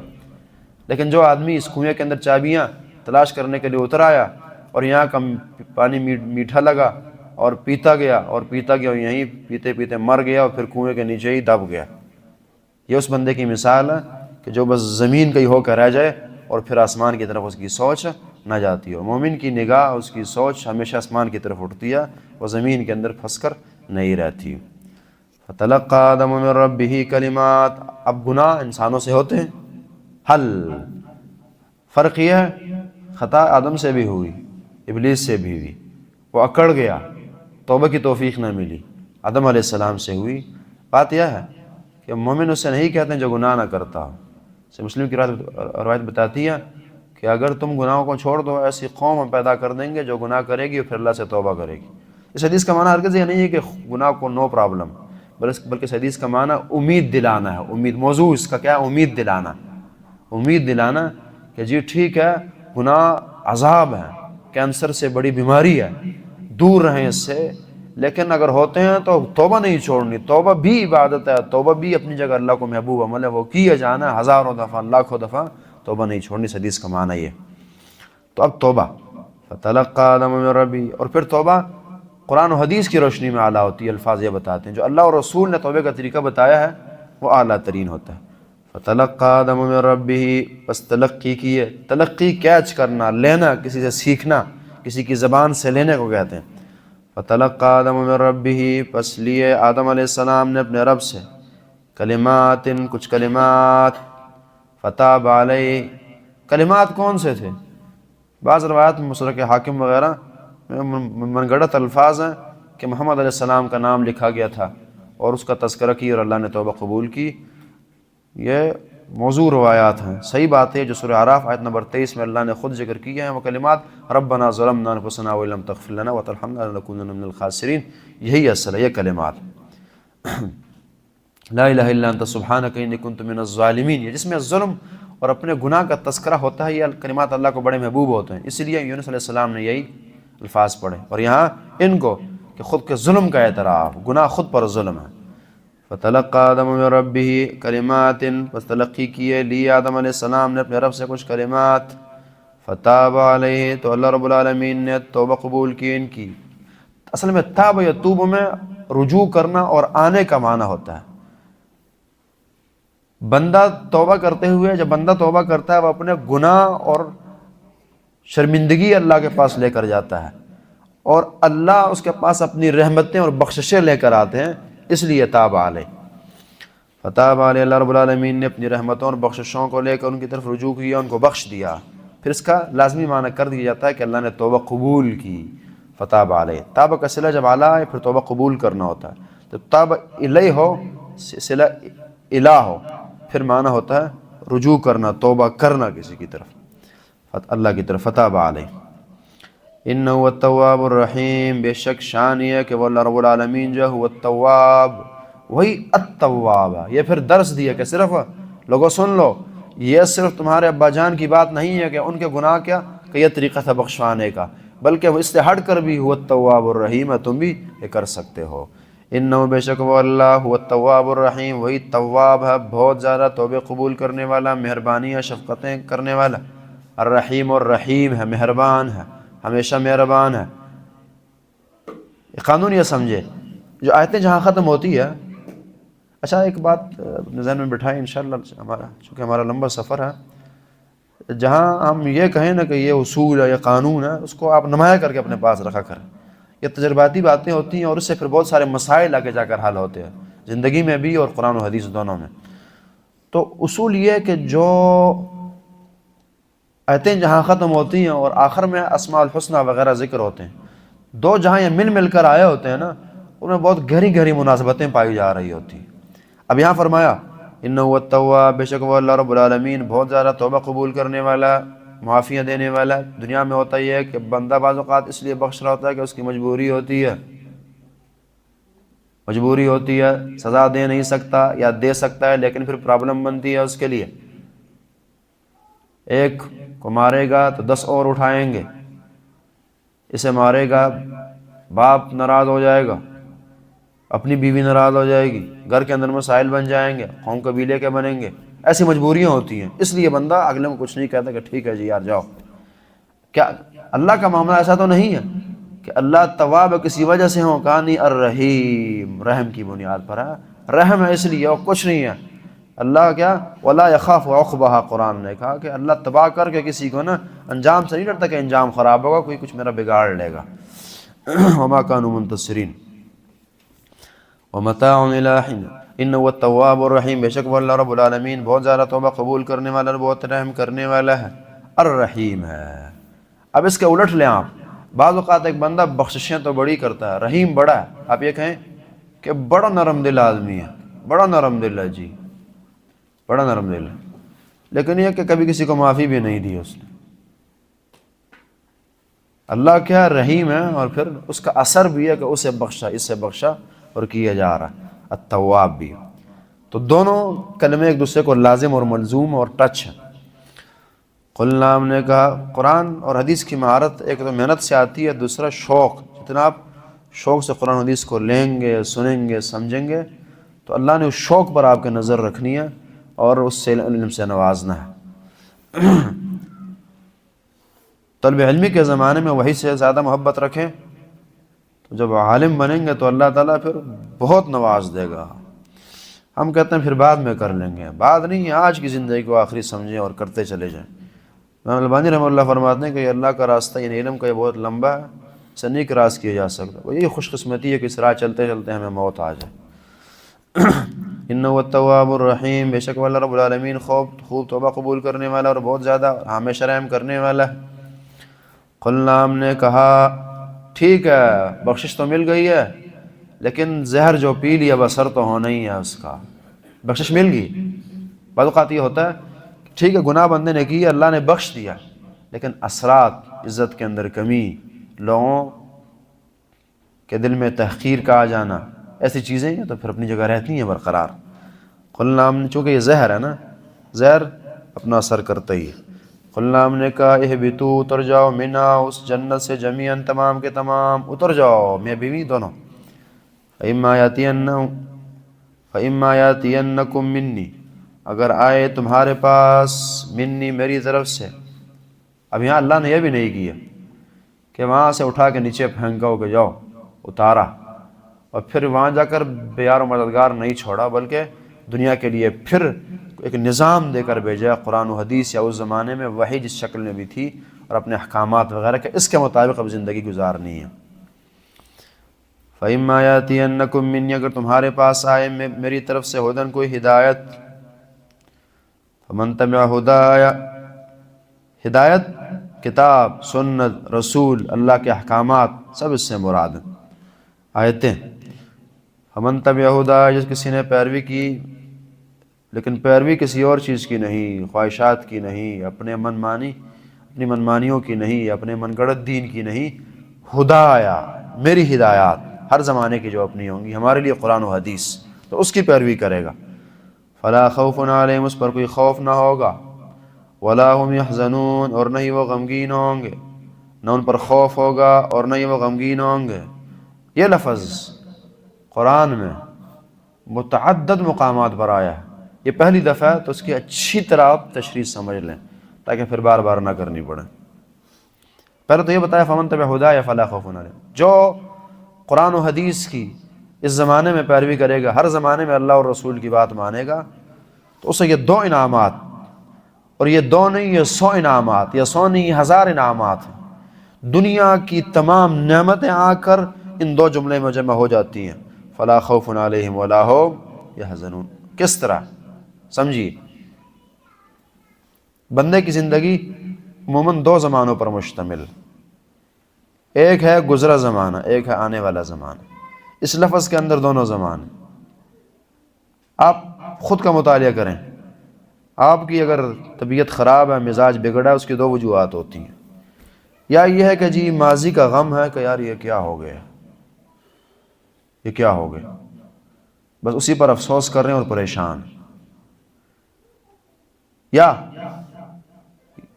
کل کی سوچ ہے کہ یار یہ کیا ہوگا، یار خوف، یہ ہو جائے گا، وہ ہو جائے گا، میں کیا کروں گا، کیسے کروں گا۔ تو دو چیزیں ہوتی ہیں، یا ماضی کا غم یا مستقبل کی فکر۔ تو یہ جو خوف میں مستقبل کا تمام آ گیا، کوئی خوف خطرہ نہیں کہ کیا ہوگا، دنیا آخرت تمام اس کی بہتر سے بہتر۔ اور ولا هم يحزنون، جو کل کی زندگی ہے، جو ہوا بہتر ہوگا، کچھ نہیں اس کے لیے، نہ ماضی میں غم، نہ مستقبل میں غم، نہ جو کی اعمال ہے اسی وجہ سے کوئی پرابلم بن سکتی ہے اگر وہ قرآن حدیث کی روشنی میں کی ہیں، نہ آنے والی زندگی میں کوئی اعمال مسائل پیدا کر سکتے ہیں بندے کے لیے۔ اسی طرح اقوال، افکار، نظریات سب ہی ہیں۔ خوف علیہم، اس سے الٹ پھر دو صفات آتی ہیں نا. اب خوف کے مقابلے میں کیا ہے؟ امن ہے، امن ہے، امن. اور حزن کے مقابلے میں فرح ہے. اس لیے قرآن پھر انہیں بھی بیان کرتا ہوتا ہے. امن ہے، جب خوف نہیں ہے پھر کیا ہوگا؟ پھر امن ہے، پھر امن ہے بندے کو. اور جب حزن نہیں ہے پھر کیا ہے؟ فرح ہے، خوشی ہے بندے کو، وہ بھی نصیب ہوئی. ظاہر جب منفی صفات نہیں ہے تو مثبت ہوں گی، پھر ایک سائڈ نہیں ہے دوسری ہوگی. تو گویا کے ساتھ اس کی طرف بھی اشارہ کہ وہ خوف نہیں ہے امن زندگی میں ہوگا، حزن نہیں ہے خوشی زندگی میں ہوگی. ضرب اللہ مثلا قریۃ کانت آمنۃ مطمئنۃ، وہاں بھی ان دو صفات کو جمع کیا گیا. آگے بار بار بات انشاءاللہ آنی بھی ہے. سورہ سبا میں جمع کیا گیا ہے، سورہ الاف کے اندر جمع کیا گیا، متعدد اور صورتیں ہیں. فلا خوف علیہم، کوئی خوف نہ ہوگا ان پر، ولا هم يحزنون، نہ وہ غمگین ہوں گے. یہ جملے اچھی طرح سمجھ آ گئے ہیں نا جی. والذین کفروا وکذبوا بآیاتنا الا ان اولیاء اللہ لا خوف علیہم ولا هم يحزنون. وہاں بھی یہی ہے. لہذا اگر بندے نے اپنی زندگی ٹینشن فری کرنی ہے نا، کوئی پرابلم میرے لیے نہ ہو، نہ جانی نہ مالی نہ فکری نہ ذہنی، نہ اپنوں کی نہ پرایوں کی، نہ چھوٹی نہ بڑی، نہ کل کی نہ آج کی، آسان طریقہ قرآن نے بتایا. فمن تبع ہدا ہے، بس تابع ہو جاؤ اللہ کے. جو اللہ نے کہا بس اللہ تیری ماننی ہے، جو مرضی ہو جائے تیری ماننی ہے، سب کچھ چھوڑ چھوڑا کے اللہ تیرا ہونا. میں نے تو بس قرآن نے خوشخبری سنا دی ہے کہ ٹینشنیں مک جائیں گی. فلا خوف علیہم ولا هم، جہاں یہ آخرت کی ٹینشنیں ہیں وہاں دنیا کی بھی اس کے اندر بالکل پائی جاتی. والذین کفروا وکذبوا بآیاتنا، وہ لوگ یہ آیت یاد رکھیں. اور اس وقت جو یہ افکار اور مسائل کے اندر گرا معاشرہ ہے، اور لوگ ہیں سب کچھ رکھ کر بھی، اتنی آسائشیں اور اتنے وسائل ہو کر بھی لوگ پریشان ہیں. انہیں یہ بتائیں کہ یہ طریقہ ہے، اصل پریشانی اس وجہ سے ہے اور اس کا حل اصل یہ ہے. الذین کفروا وکذبوا وما اصابکم من مصیبہ فبما کسبت ایدیکم ویعفو عن کثیر. الذین کفروا وکذبوا بآیاتنا، اور وہ لوگ جنہوں نے کفر کیا اور تکذیب کی ہماری آیتوں کی، ہماری آیتیں نہ مانی. ہماری آیتیں کتابیں ہیں، معجزات ہیں جو اللہ رب العالمین نے دی، احکامات. اب یہ نہیں ہے کہ ہدایت مانو تب بھی ٹھیک، نہ مانو تب بھی ٹھیک. بات وہ ہے کہ یہ زیادہ سودا نہیں ہے. مانو گے تو فلا خوف علیہم ولا هم يحزنون ہوگا، اور اگر نہیں مانو گے تو پھر اولئک اصحاب النار هم فیہا خالدون. پھر یہ بھی ہونا. یہ کوئی تقریری مقابلہ نہیں ہے کہ آپ نے حصہ لیا تب بھی ٹھیک، نہ لیا تب بھی ٹھیک، بلکہ ایک بات وہی ہے کہ یا منفی اثر ہے یا مثبت اثر ہے. والذین کفروا، اب ان کا تذکرہ جو اللہ کی بات اب نہیں مانتے وہی کی. والذین کفروا وکذبوا بآیاتنا، بعض اوقات میں بتائے بغیر مناسبت ذکر کروں گا، چونکہ ہر دفعہ بتانا مشکل ہو جاتا ہے نا کہ جی اس کی مناسبت ہی ہے. آپ نے خود ہی الفاظ سمجھنے اور چلتے جانا. والذین کفروا وکذبوا، اللہ کی توفیق سے ہم یہ دعویٰ کرتے ہیں خود چھوٹے ہو کر کہ قرآن ابتدا سے انتہا تک ایک ایک جملہ، ایک ایک لفظ، ایک ایک آیت، ایک ایک صورت یہ مربوط ہے. والذین کفروا وکذبوا بآیاتنا، اور وہ لوگ جنہوں نے کفر کیا اور تکذیب کی ہماری آیتوں کی، اولئک اصحاب النار، یہی جہنمی ہے. جہنمی اگر کسی نے دیکھنا ہو اس کے بڑے بڑے سینگ نہ ہوں گے بلکہ وہ وحی کی بات نہ مانتا ہوگا. اولئک اصحاب النار، یہ آگ والے ہیں. جہنم بھی نہیں کہ آگ کہا تاکہ وہ نقشہ پیش کیے جا سکے. ہم فیہا خالدون، وہ اس میں ہمیشہ رہیں گے. پھر یہ بھی نہیں ہے کہ سزا تو ہے ٹھیک ہے، ایک دن کی جیل کاٹ لوں گا، 2 دن تھانے میں رہ جاؤں گا. ہم فیہا خالدون، وہاں پھر ہمیشگی ہے. یا بنی اسرائیل اذکروا نعمتی التی، اب یہ خلافت پھر آدم علیہ السلام سے ہوتے ہوتے پھر بنو اسرائیل تک آئی ہے نا. اب یہ، اور ہم نے کہا تھا کہ ایمان کی صفیں بیان ہو رہی ہے نا، اب پھر وہ ایک بڑی صف جو ہے ایک بنو اسرائیل کی تھی نا، اور یہ پڑھے لکھے لوگ تھے اس لیے ان کی طرف توجہ زیادہ دیا. مشرکین یعنی یہاں ایک سوال سے اگر آپ کریں کہ کیا وجہ ہے کہ زیادہ مخاطب جو ہیں اس صورت میں خصوصاً یہود و نصارہ کو کیا گیا اور پھر یہودیوں کو کیا گیا، اس کی وجہ یہ کہ یہ پڑھے لکھے کافر ہیں، ان کے پاس دلائل ہیں، ان کے پاس کتابیں ہیں، ان کی ثقافت سے، ان کے دلائل سے مشرکین مکہ بھی متاثر تھے. اگر ان کو جواب نہ دیا جاتا تو ان کی تشفی نہیں ہوتی تھی، چونکہ ان کے پاس بھی جب اعتراضات آتے تھے نا وہ بھی ان کے پاس آ جایا کرتے تھے، ان سے وہ سیکھتے تھے. تو چونکہ بنیادیں قرآن نے ختم کرنی ہوتی ہے نا، تو جو اصل ماسٹر مائنڈ ہے کسی مسئلے کا اس پر رد کریں. یہ ہوتا ہے نا جیسے مثلا اسلام کے فرقے بہت سارے ہیں، کفر کے خلاف کام کر رہے ہیں، لیکن آپ کافروں کا مطالعہ کریں جو سب سے مضبوط فرقہ قرآن و حدیث کا، اس سے اصل دشمنی جو ہے وہ ان کی ہوتی ہے، اور ان کے خلاف یہ سوچ رہے ہوتے ہیں، کیونکہ وہ اسے بنیاد سمجھتے ہیں کہ ان کو ٹھیک کرنا یہ تمام کو ٹھیک کرنے والی بات ہے، ان کے خلاف کام کرنا یہ تمام کو درست کرنے والی بات ہے۔ 2002 کی بات ہے، شاید آپ کو خبر ہو، جنگ کا یہ بیان چھپا تھا اس زمانے میں، یہ انگلینڈ کے اندر کچھ دھماکے شماکے ہوئے تھے، ٹونی بلیئر صاحب تھے اس زمانے کے، تو انہوں پھر کل کے دن اخبار میں بات چھپی کہ ہمیں دنیا میں 3 چیزوں سے خطرہ ہے، ان میں سے ایک یہ تھا کہ ہمیں سعودیہ کی سلفیت اور وہابیت سے خطرہ ہے، کافر یہ کہہ رہے ہیں، تو لہٰذا ان کی نظر رہتی ہے، اور یہ قرآن کا بھی درس ہے، فقاتلوا الائمۃ الکفر، جو اصل جہاں سے سارا معاملہ بنتا بناتا ہے نا، اس پر کام کرو۔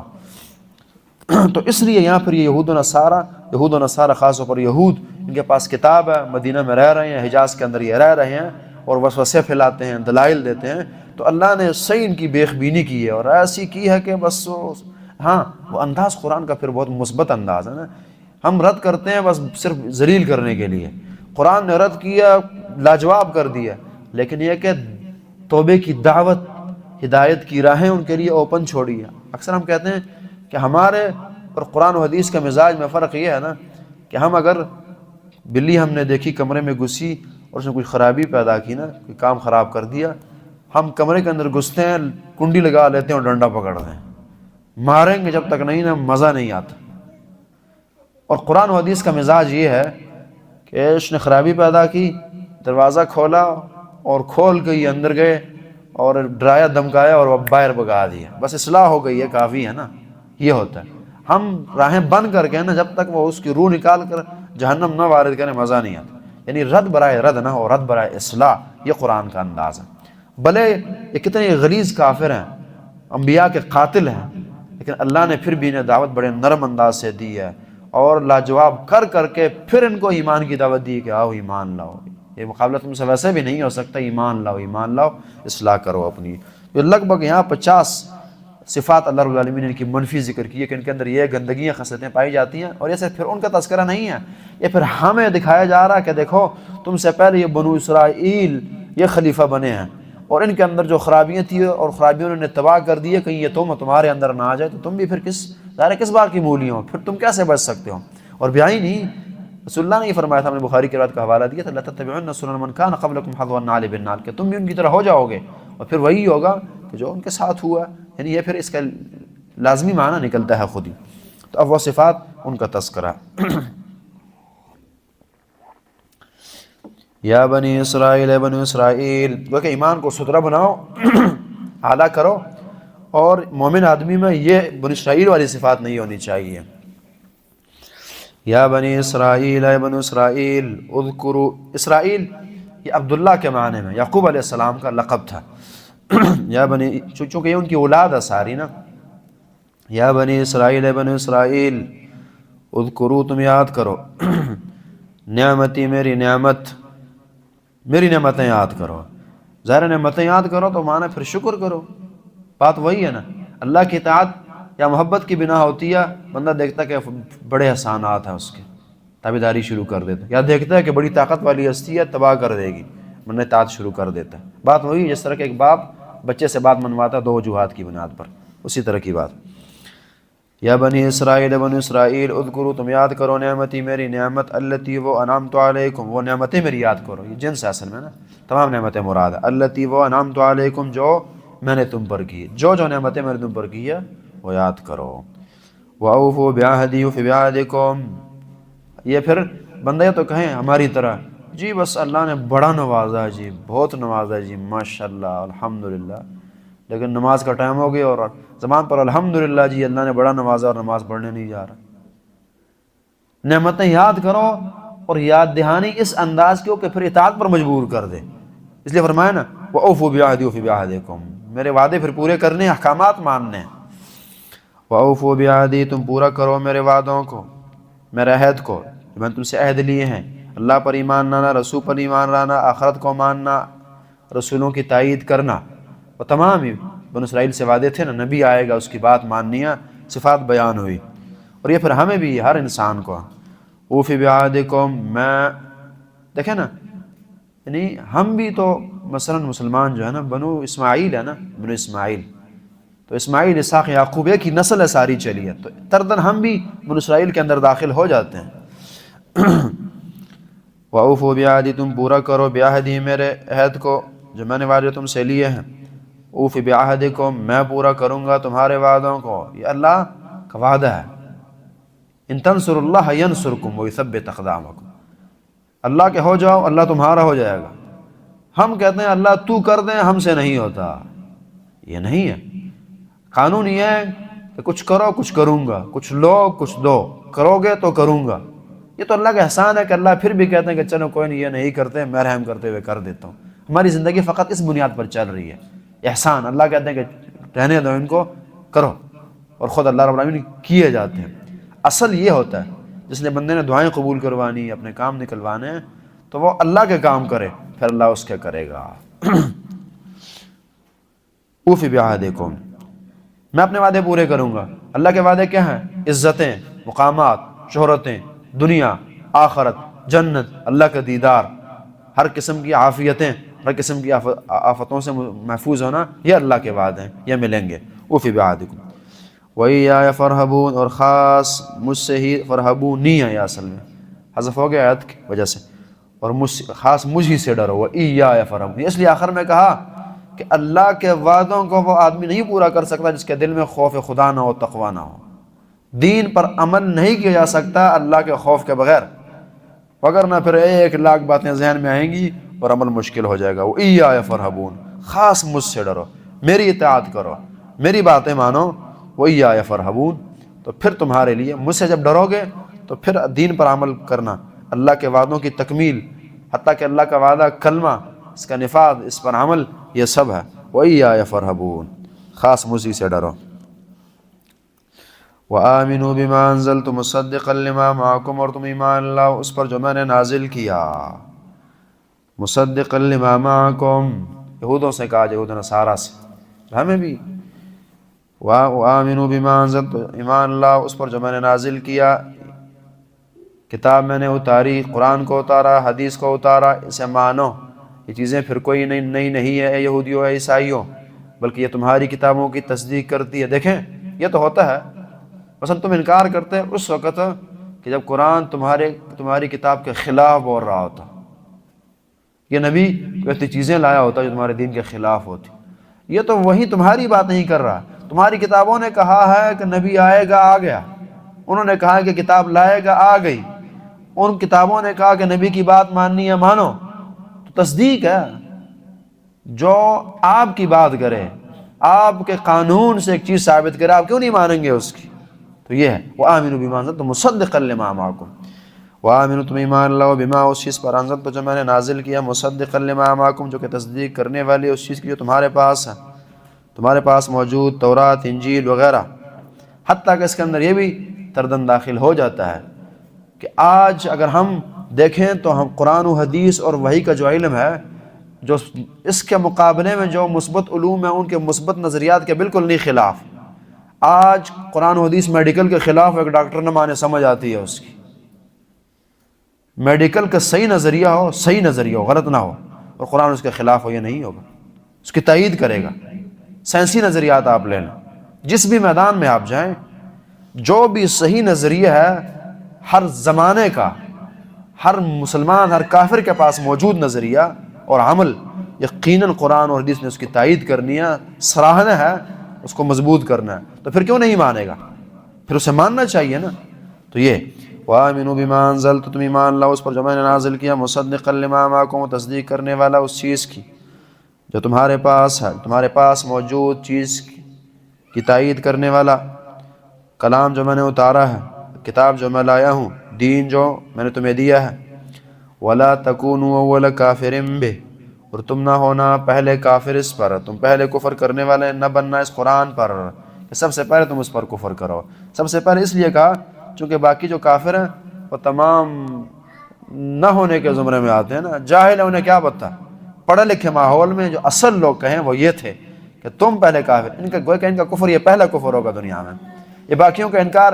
دیکھیں آپ نے ایک بات رکھی، مثلا میں بات کرتا ہوں، بڑے بھی بیٹھے ہیں یہاں، چھوٹے بچے بھی ہیں، بچوں میں سے کوئی کہتا ہے جی میں نہیں مانتا، میں دیکھوں گا ہی نہیں اس سے، اور اگر آپ میں سے جو بندہ انکار کرے گا، میں کہوں یار آپ نے پہلے انکار کیا، بچے کے انکار کو میں انکار نہیں سمجھوں گا۔ اصل یہ لوگ تھے، یہ کتابی لوگ تھے، ان کے پاس علم تھا، پہلے کافر نہ بننا۔ اور پہلے کافر اس اعتبار سے بھی ہے کہ یہودیوں میں جسے سب سے پہلے اسلام پہنچا وہ وہی تھے جو حجاز کے اندر رہ رہے تھے، مدینہ میں نا، لہٰذا تم پہلے کافر بن کر باقی تمام کو کفر کی دعوت نہ دینا۔ نبی علیہ السلام تک فرماتے ہیں کہ اگر 10 یہودی مجھ پر ایمان لے آتے تو تمام کے تمام یہودی ایمان لے آتے، صحیح روایت کے اندر، لیکن 10 یہودیوں کو بھی ایمان نہیں نصیب ہوا، حالانکہ یہ جانتے تھے کہ یہ برحق ہے۔ یہ قوم ایسی ہے، فباؤ بغضب علی غضب والی اور مغضوب قوم ہے، اللہ کی پٹکار آئے ان پر۔ ہدایت اب دیکھ لیجئے، دنیا میں کافروں میں سے ہدایت سب سے کم ہدایت یہودیوں کو ملتی ہے، اور اس کی بڑی وجہ یہ ہے کہ انہوں نے انبیاء کی گستاخیاں کی اور انبیاء کے قاتل ہیں یہ۔ اور مسلمانوں میں سے روافظ کے ٹولے کو بہت کم ہدایت ملتی ہے، چونکہ یہ انبیاء کے جو ساتھی ہیں اور صحابہ ان کے گستاخ ہیں۔ یہ 2 ایسی تاریں ہیں، جس نے چھیڑی ہیں وہ ہدایت سے محروم ہوا۔ اللہ کی سزائیں بہت ساری ہوتی ہیں نا، اللہ کی سزاؤں میں سے بڑی سزا ہدایت سے محرومی ہوتی ہے، بڑی سزا۔ یہ بات ہمیں سمجھنی چاہیے، پہلے بھی کی، بار بار کریں گے کہ ہم دنیاوی سزاؤں کو سزائیں گردانتے ہیں، ہدایت سے محرومی، دین کا نقص، اللہ سے دوری کسی انسان کو اگر مل گئی ہے تو یہ اللہ نے سمجھیے کہ اگر اس کے سارے کنب قبیلے کو مار دیا ہوتا اور اس کی فیکٹری کو جلا دیا ہوتا، یہ چھوٹا نقصان تھا اس انسان کا۔ ہدایت کے اندر جو اس کی کمی آ گئی اور اللہ سے دوری جو آ گئی ہے، عالم میں سے بڑی سزا کوئی نہیں پائی جا سکتی۔ تو یہ ان دو قوموں کو یہ سزائیں بڑی ملتی ہیں۔ وَآمِنُوا بِمَا أَنزَلْتُ مُصَدِّقًا لِمَا مَعَكُمْ وَلَا تَكُونُوا أَوَّلَ كَافِرٍ بِهِ، تم پہلے کافر نہ بننا، اس پر کفر کرنے والے نہ بننا۔ وَلَا تَشْتَرُوا بِآيَاتِي ثَمَنًا قَلِيلًا، پھر ان کی بیماری یہ تھی، وَلَا تَشْتَرُوا، تم نہ بیچنا میری آیتوں کو، ثَمَنًا قَلِيلًا، کم قیمت۔ لوگ اس لیے قرآن حدیث پر عمل نہیں کرتے، کاروبار خراب ہو جائے گا۔ کاروبار کی کیا حیثیت، 2 ٹکوں کی چیز، لوگ ناراض ہو جائیں گے، لوگ کیا ہے، وہ ثمنًا قلیلا والی بات ہے۔ اس لیے بعض مفسرین نے کہا دنیا بحذافیرها، کہ ثمنًا قلیلا بعض وقت اگر بندے کو کھربوں میں مل رہے ہوں نا تو بھی ثمنًا قلیلا ہے، ساری دنیا ہی ثمنًا قلیلا۔ اگر کسی دینی نقصان پر بندے کو دنیا کے سارے ڈالر مل جاتے ہیں، ساری دولتیں اس کے کھاتے آ جاتی ہیں، تو وہ ثمنًا قلیلا ہی ہے۔ دین کو کسی وجہ سے نہ بیچو، نہ چھپاؤ، کفر نہ کرو قرآن پر، حدیث پر، اللہ اور رسول پر۔ ولا تشتروا بھی، ان کی خصوصی بیماری تھی کہ جی پیسے لے کر غلط فتوے دینا، حق چھپانا، اصل نہ بیان کرنا، یہ پھر بہت سارے اور بھی ہر زمانوں میں ایسے داعی ہوتے ہیں۔ ولا تشتروا بآیاتی ثمنا، یہ پڑھے لکھوں کی بیماری ہے، ان پڑھوں کی نہیں ہوتی۔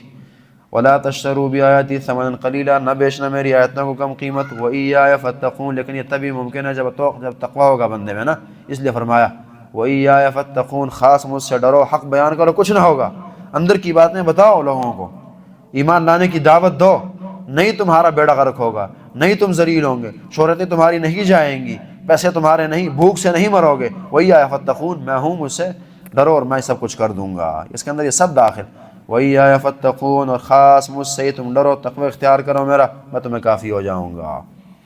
جب اللہ کا خوف ہوگا تو پھر بندوں کا نہیں رہے گا۔ ولا تلبسوا الحق بالباطل، دوسری مزید ان کی خامی یہ بھی تھی، ولا تلبسوا الحق بالباطل، یا کیا کرتے تھے، حق چھپانا ہے، غلط بیان کرنا، یا یہ ہے کہ جی گڑ وڑ کر کے بیان کرنا ہے، کچھ حق کچھ باطل، سچا نہیں بیان کرنا۔ ولا تلبسوا الحق بالباطل، تم نہ خلط مرد کرو حق کو باطل کے ساتھ، کہ کچھ حق بھی بیان کیا، کچھ ساتھ باطل کو بھی ملا دیا۔ اور یہ بھی معنی کیا گیا ہے کہ حق کو باطل کے وسوسے دے کر نہ گڑبڑ کرو۔ ہوتا ہے نا کہ بندے نے غلط وسوسہ دیا اور اگلے کے سوچ کو خراب کر دیا، حق سے پھیر دیا اسے، یہ بھی نہ کرو۔ ولا تلبسوا الحق بالباطل، تم خلط مرت نہ کرو حق کو باطل کے ساتھ، التباس نہ کرو حق کا باطل کے ساتھ، غلط وسوسے دے کر نظریات نہ بگاڑو لوگوں کے۔ وَتَكْتُمُ الْحَقَّ، یہ اصل میں ولا کے تحت عطف ہے نا، تو ولا تکتم الحق اصل میں یہ ہے، اور تم نہ چھپاؤ حق کو، وَتَكْتُمُ الْحَقَّ کا معنی لا تکتم الحق، اور تم نہ چھپاؤ حق کو بھی نہ چھپاؤ، یہ بھی ان کی بیماری تھی، یا حق بیان نہیں کرنا، یا حق کو غلط بیان کرنا، یا جی چھپانا، بیان ہی نہیں کرنا، یہ بھی نہ کرو، بہت بڑا یہ جرم ہے۔ ترمذی کی 2649 نمبر صحیح روایت، الجم بالجام من نار کی وعید سنائی ہے، ایسے بندے کو اللہ رب العالمین آگ کی لگام پہنائیں گے جو حق کو چھپاتا ہے۔ ہاں بعض اوقات اگر حکمتوں کا تقاضا اچھے انداز سے بیان کرے حق، اور اگر نہیں بیان کر سکتے غلط تو نہ بیان کریں نا۔ اس زمانے کی بیماری ہے کہ حق بیان ہوتا نہیں ہے، غلط بیان کرنا شروع کر دیتے ہیں۔ حق بیان ہوتا ہے تو قرآن نے کہا برائی، حدیث میں صحیح مسلم کی روایت کل بتائی نا کہ جی فلیغیر بیدہ، ہاتھ سے ختم کرے، نہیں تو زبان سے کرے، نہیں تو دل میں برا جانا، یہ کہا۔ لیکن یہ بالکل نہیں ہے کہ بندہ پھر بس غلط ہی بیان کرنا شروع کر دیجیے، مجبوری ہے۔ وَتَكْتُمُ الْحَقَّ، حق کو نہ چھپا، وَأَنْتُمْ تَعْلَمُونَ، اس حال میں کہ نہ جانتے۔ ایک تو یہ ہے کہ بندے کو پتہ نہیں ہے، حق چھپ گیا، وَأَنْتُمْ تَعْلَمُونَ، تم جانتے بھی ہو، اور اسی طرح معنی یہ بھی ہے کہ تم جانتے بھی ہو کہ کتنا عظیم اور بڑا جرم ہے، اور پھر بھی کرو تو یہ بہت عظیم جرم ہوگا۔ وَأَنْتُمْ تَعْلَمُونَ، اور تم جانتے ہو کہ یہ حق ہے، اور اسی طرح کہ تم جانتے ہو کہ کتنا بڑا جرم ہے۔ وَأَقِيمُوا الصَّلَاةَ وَآتُوا الزَّكَاةَ، نماز قائم کرو اور زکوٰۃ ادا کرو۔ دین میں دو چیزیں ہوتی ہیں، یہ کرنا وہ چھوڑنا۔ تو چھوڑنے کا تذکرہ ہو گیا کہ یہ کام نہیں کرنے، اب کرنے کیا؟ وَأَقِيمُوا الصَّلَاةَ۔ اور اس کا تذکرہ اس لیے بھی ہے کہ جب بندہ اللہ کے ساتھ صحیح جڑ جائے، اور صحیح جڑنا نماز کے ذریعے، تو پھر حق گوئی مشکل نہیں رہتی بندے کے لیے، ہر مشکل آسان ہو جاتی ہے بندے کے لیے۔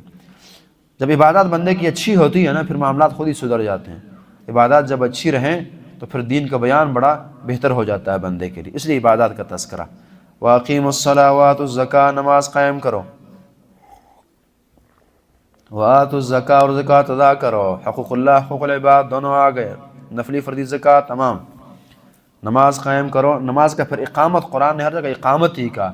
اقام یقیم، اقامہ کھڑا کرنا ہوتا ہے نا، جیسے ایک کھمبا بننے لگانا ہے نا، ایک کھمبا لگانا، اس پر تاریں گزارنی ہے، یا مینار بنانا ہے بلند و بالا، تو اس کو ایک اہتمام کی ضرورت ہوتی ہے۔ پہلے آپ گڑھا کھودیں گے، پھر سریا ڈالیں گے، اور پھر خاص انداز سے کریں گے نا۔ کیونکہ نماز بھی ایسی چیز ہے، یہ سوئے سوئے نہیں پڑھنی، اس کے لیے دعائیں ہیں، التجائیں ہیں، خشوع ہے، خضوع ہے، ارکان ہے، واجبات ہے، لوازمات ہیں۔ اس لیے اقیمو کا لفظ اس کے لیے استعمال ہوتا ہے کہ بندے نے چوکیدار بن کر اور ایک لیبر کی شکل میں اس کی حفاظت کرتے ہوئے اسے بنانا اور سنبھالنا اور کھڑا رکھنا ہے، حفاظت۔ وَأَقِيمُوا الصَّلَاةَ وَآتُوا الزَّكَاةَ، نماز قائم کرو، زکوٰۃ ادا کرو۔ وَارْكَعُوا مَعَ الرَّاكِعِينَ، اور پھر دین جو ہے انفرادی طور پر چلنا اس کا مشکل ہے، تو وَارْكَعُوا مَعَ الرَّاكِعِينَ، رکوع کرو، رکوع کرنے والوں کے ساتھ باجماعت نماز ہو۔ اور رکوع میں خضوع کا معنی بھی ہے، خشوع کا، عاجزی انکساری کا معنی بھی ہے، چونکہ عبادات بندے کی ہو نہیں سکتی جب عاجزی انکساری بندے میں نہ ہو، بات وہی ہے۔ وَارْكَعُوا مَعَ الرَّاكِعِينَ، اور اس کا رکوع بھی مراد ہے کہ رکوع کرو رکوع کرنے والوں کے ساتھ۔ وَارْكَعُوا مَعَ الرَّاكِعِينَ، رکوع کرو رکوع کرنے والوں کے ساتھ۔ ان کی مزید ایک خامی، أَتَأْمُرُونَ النَّاسَ، کیا تم لوگوں کو حکم دیتے ہو بالبر نیکی کا، وَتَنْسَوْنَ أَنفُسَكُمْ، اور خود کو بھول جاتے ہو۔ یہ یہودیوں کی صفت تھی، یہ ہمیں بھی ڈرایا گیا ہے کہ تم میں نہ آ جائے۔ صحیح بخاری کی 32 اور 67 نمبر حدیث ہے، ایک آدمی جہنم کے اندر دیکھا جاتا ہے اور انتھڑیاں باہر ہیں، اس کا ارد گرد چکر کاٹ رہا، تو جاننے والے آتے ہیں جو اس کو پہچانتے تھے، کہتے ہیں أَلَسْتَ كُنْتَ تَأْمُرُنَا بِالْمَعْرُوفِ وَتَنْهَانَا عَنِ الْمُنْكَرِ، کہ یار تو وہ نہیں ہے جو نیکی کا حکم دیا کرتا تھا، برائی سے منع کیا کرتا تھا؟ کہا جی ہاں وہی ہوں، لیکن كُنْتُ آمُرُكُمْ بِالْمَعْرُوفِ وَلَا آتِيهِ وَأَنْهَاكُمْ عَنِ الْمُنْكَرِ وَآتِيهِ، کہ تمہیں برائی سے منع کیا کرتا تھا لیکن خود میں منع ہوتا نہیں تھا، نیکیوں کا کہا کرتا تھا، خود میں کیا نہیں کرتا تھا۔ تو اس لیے میری حالت یہ ہو گئی ہے کہ ایک گدھے کی طرح وہ اپنی انتڑیاں جو کہ باہر ہے چکر کاٹ رہا ہے اس کے ارد گرد، تو عظیم یہ جرم ہے۔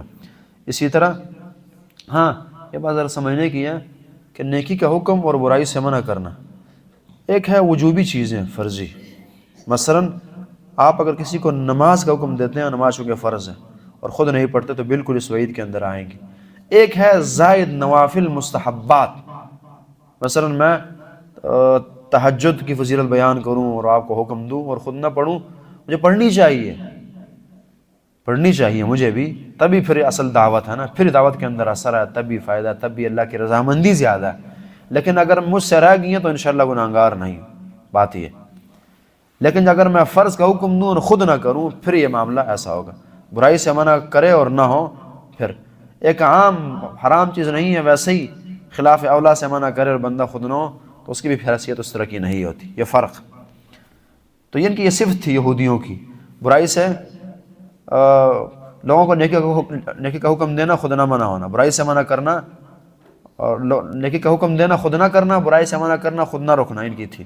صحیح بخاری کی 1356 نمبر روایت، ایک یہودی بچہ مرنے لگا ہے، نبی علیہ السلام پاس آئے، فرمایا کہ کلمہ پڑھیں، تو باپ کی طرف دیکھنے لگا، تو باپ نے کہا کہ جی اطیع ابو القاسم، اطاعت کریں ابو القاسم کی، محمد صلی اللہ علیہ وسلم کی، لہٰذا کلمہ پڑھ دیا۔ نبی علیہ السلام بہت خوش ہوئے، الحمدللہ الذی انقذہ من النار، کہ اللہ نے جہنم سے بچایا۔ اور اس بچے کی ہدایت کی وجہ بھی آپ کو پتہ ہونی چاہیے کہ رسول اللہ کی خدمت کیا کرتا تھا، آیا کرتا تھا، تو اچھوں کی خدمت بندوں کو خیر دیتی ہیں، بلائیاں ملتی ہیں بندے کو، اچھی صحبتیں کامیاب کرتی ہیں۔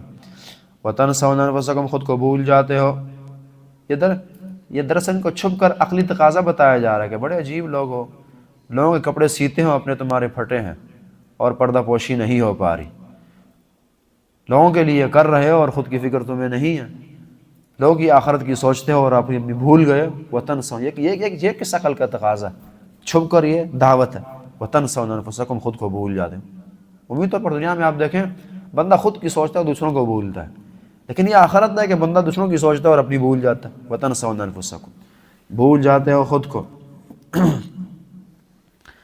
وَأَنْتُمْ تَتْلُونَ الْكِتَابَ، اور تم کتاب کی تلاوت بھی کرتے ہو، جاہل بھی نہیں ہو، جانتے ہو، علم رکھتے ہو، اور پھر بھی یہ ایک تو ایک بندہ جانتا نہیں ہے، جانتا ہے، وَأَنْتُمْ تَتْلُونَ الْكِتَابَ، یہاں سے پھر یہ بھی اشارہ، یہ چیز ہمیں سمجھ آئی کہ کتاب کی تلاوت ہی یہ اصل ہے، قرآن اور حدیث کا پڑھنا سمجھنا یہ اصل ہے۔ یہ جب ہے پھر ہی آپ صحیح داعی بن سکتے ہیں، پھر صحیح عامر بالمعروف اور ناہی عن المنکر بن سکتے ہیں، مبلغ بن سکتے ہیں۔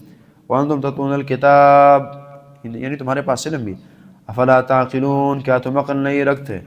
یہ کیسی عقل ہے جو دوسروں کا سوچتی ہے، خود کا نہیں سوچتی، خود کو جہنم میں ڈال رہی ہے، دوسروں کی جنت کا سوچ رہی ہے، خود کے لیے بے عزتیاں اور دوسروں کے لیے عزتیں تلاش کی جا رہی ہیں، خود کے لیے بدخوائیاں اور دوسروں کے لیے خیرخوائیاں۔ یہ کس عقل کا تقاضا؟ افلا تعقلون۔ یاد رہیے کہ ہر ظالم کافر مشرک جہاں وہ دین کے خلاف ہوگا، وہ عقلی تقاضوں کے بھی 100% خلاف ہوگا۔ جو دین پر عمل پیرا نہیں ہے، دنیا میں اس سے بڑا بیوقوف کون نہیں ہو سکتا، بڑے وہ زمانے کا ماہر تعلیم اور ماہر فلاں فلاں فلاں فلاں کیوں نہ کہلاتا ہو۔ وَاسْتَعِينُوا بِالصَّبْرِ وَالصَّلَاةِ، اب ظاہر ہے دین پر عمل ہوگا، خاص طور پر امر بالمعروف نہی عن المنکر کا فریضہ جب ہے تو مخالفتیں ہوتی ہیں، معاملات چلتے ہیں، دین پر عمل ویسے بھی مشکل ہے عمومی طور پر، تو کہا کہ کوئی نہیں، وَاسْتَعِينُوا بِالصَّبْرِ وَالصَّلَاةِ، مدد مانگو اللہ سے، اور خاص طور پر صبر کی صفت پیدا کرو خود میں، اور اپنی نمازوں کو مضبوط کر دو، زندہ بنا دو، پھر دین کی دعوت، دین پر عمل کرنا، دین کے صحیح بیان، یہ سب چیزیں تمہارے لیے آسان ہو جائیں گی، اور پھر کوئی کام دین کا مشکل نہیں لگے گا۔ جو آدمی صحیح نماز اللہ کے لیے پڑھ سکتا ہو، یاد رہیے قانون یہ ہے کہ جو آدمی نماز اپنی صحیح پڑھ سکتا ہے وہ دین کا مشکل سے مشکل کام بھلے جہاد کیوں نہ وہ اچھے سے اچھا کر سکتا ہے۔ چونکہ اگر آپ دیکھیں حقیقتاً یہ ہے نا، دینی احکامات میں شاید نماز سے مشکل حکم کوئی نہیں ہے۔ 5 ٹائم ہے، مسلسل ہے، اور کیے جانا ہے، معافی نہیں ہے، نہ بیماری میں، نہ سفر میں، نہ خوشی میں، نہ غمی میں، نہ کسی زمانے میں۔ تو جو آدمی یہ صحیح کر سکے اور مضبوط خشوع خضوع سے کر سکے تو یقین کیجئے دنیا کا، اسلام کا، ایمان کا ہر عمل وہ کر سکتا ہے۔ زکوٰۃ لوگ بڑی شے سمجھتے ہیں نا، کتنا آسان کام ہے، 100 میں سے 2.5 روپیہ دینے اور سال میں 1 دفعہ، کیا مشکل ہے؟ اگر لاکھوں بھی بنے سال میں 1 دفعہ کی بات۔ جہاد کا بھی اسی طرح کا معاملہ ہے، یہ ہر وقت کا فریضہ ہے اور ہر ایک پر ہے، ہر عالم میں ہے اور ہر کیفیت میں ہے، مشکل ترین ہے۔ اس لیے جو امام مالک کی روایت پڑھی نا کہ فَهُوَ لِمَا سِوَاهَا أَضْيَعُ، عمر نے کہا تھا جو نمازیں ضائع کرے وہ ہر کام ضائع کرے گا، اور جو اس کی حفاظت کرے گا وہ ہر چیز کی کر سکے۔ اس کی وجہ دراصل یہ ہے کہ یہ ایسی چیز ہے کہ سب سے مشکل اور بھاری ہے۔ وَإِنَّا لَكَبِيرَةٌ إِلَّا عَلَى الْخَاشِعِينَ، تو ویسا نہیں کہہ دیا نا، تو یہ مشکل فریضہ ہے، جس کا آپ نے یہ مشکل کر دیا تمام کام اس کے لیے آسان ہو گئے۔ اس کی مثالیں آپ لے سکتے ہیں۔ آپ نے اگر مثلاً چھوٹے موٹے کام جو ہے نا کسی بچے سے لینے ہیں تو ایک بڑا کام اس کے لیے اسے ٹرین کر دیں، وہ چھوٹے وہ خود ہی کر لے گا، ہوتا نا اس طرح۔ مشکل سبجیکٹ آپ پڑھا دیں، آسان وہ خود پڑھ لیتے۔ تو نماز مشکل چیز ہے، جو اس کو صحیح زندہ کر سکا اور تمام کام ہی بہترین انداز سے کر سکے گا۔ تو اس لیے فرمایا وَاسْتَعِينُوا بِالصَّبْرِ، تم مدد مانگو بالصبر، صبر کے ذریعے۔ ہم بھی جاہل معاشرے سے اپنا واسطہ لگائے بیٹھے ہیں، اور ہمارا واسطہ ہے کہتے ہیں دیکھیں جی غیر اللہ سے مدد مانگنا جائز ہے۔ کیوں؟ قرآن نے کہا کہ صبر سے مدد مانگو اور نماز سے مدد مانگو۔ عقل پر پردے ہیں نا، یہ صبر سے مدد مانگو اور نماز سے مدد مانگو ترجمہ نہیں ہے۔ صبر وسیلہ ہے اور نماز وسیلہ ہے۔ صبر اور صلاۃ کے وسیلے اور ذریعے سے اللہ سے مدد مانگو۔ نماز پڑھ کر اللہ سے، نماز میں کیا ہوتا ہے؟ نماز میں ہم کہتے ہیں کہ یا ربی، اللہ کے سامنے سبحان ربی اللہ، اور طرح طرح کی دعائیں، سبحان ربی العظیم، اللہ مدد فرما، بخش دے، آسانی فراہم فرما۔ اللہ سے مدد مانگ رہتے ہو، اور ذریعہ اور طریقہ اور رابطے کا وہ نماز ہوتے ہیں۔ یہ ہے صبر کرتے ہیں کہ جی اللہ ہے، اللہ نوازے گا، اور اللہ نواز دیتے ہیں۔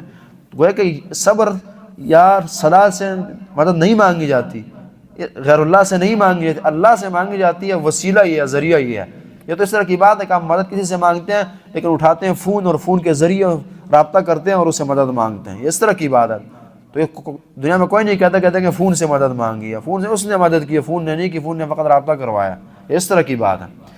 وَاسْتَعِينُوا بِالصَّبْرِ وَالصَّلَاةِ، اور تم مدد حاصل کرو صبر کے ذریعے، یعنی اللہ سے۔ یہ صبر، بات یہ سمجھیے کہ صبر صرف دوا نہیں ہے، صبر خود شفا بھی ہے۔ صبر، ایک تکلیف آئی، صبر کریں آپ اس پر، وہی صبر آپ کو شفا دے دے گا۔ پہلی دفعہ صبر تھوڑا مشکل ہوگا، اگلی دفعہ اس سے آسان، اس سے اگلی دفعہ اس سے آسان، پھر آپ عادی ہو جائیں گے، اس تکلیف ٹل جائے گی۔ جب آپ صبر کریں گے تو اللہ کی مدد بھاگنا شروع ہو جائے گی آپ کی طرف۔ تو صبر نہیں مدد کی آپ کی نا، جب آپ صبر کریں گے اللہ کے لیے کریں گے تو صبر اللہ کی رحمتوں اور مددوں کو دعوت دے گی۔ تو اس لیے صبر خود بھی مدد ہے، صبر خود بھی نجات ہے، صبر خود ہی نجات دہندہ چیز ہے اور مطلوب اور نتیجے تک پہنچا دینے والی چیز ہے۔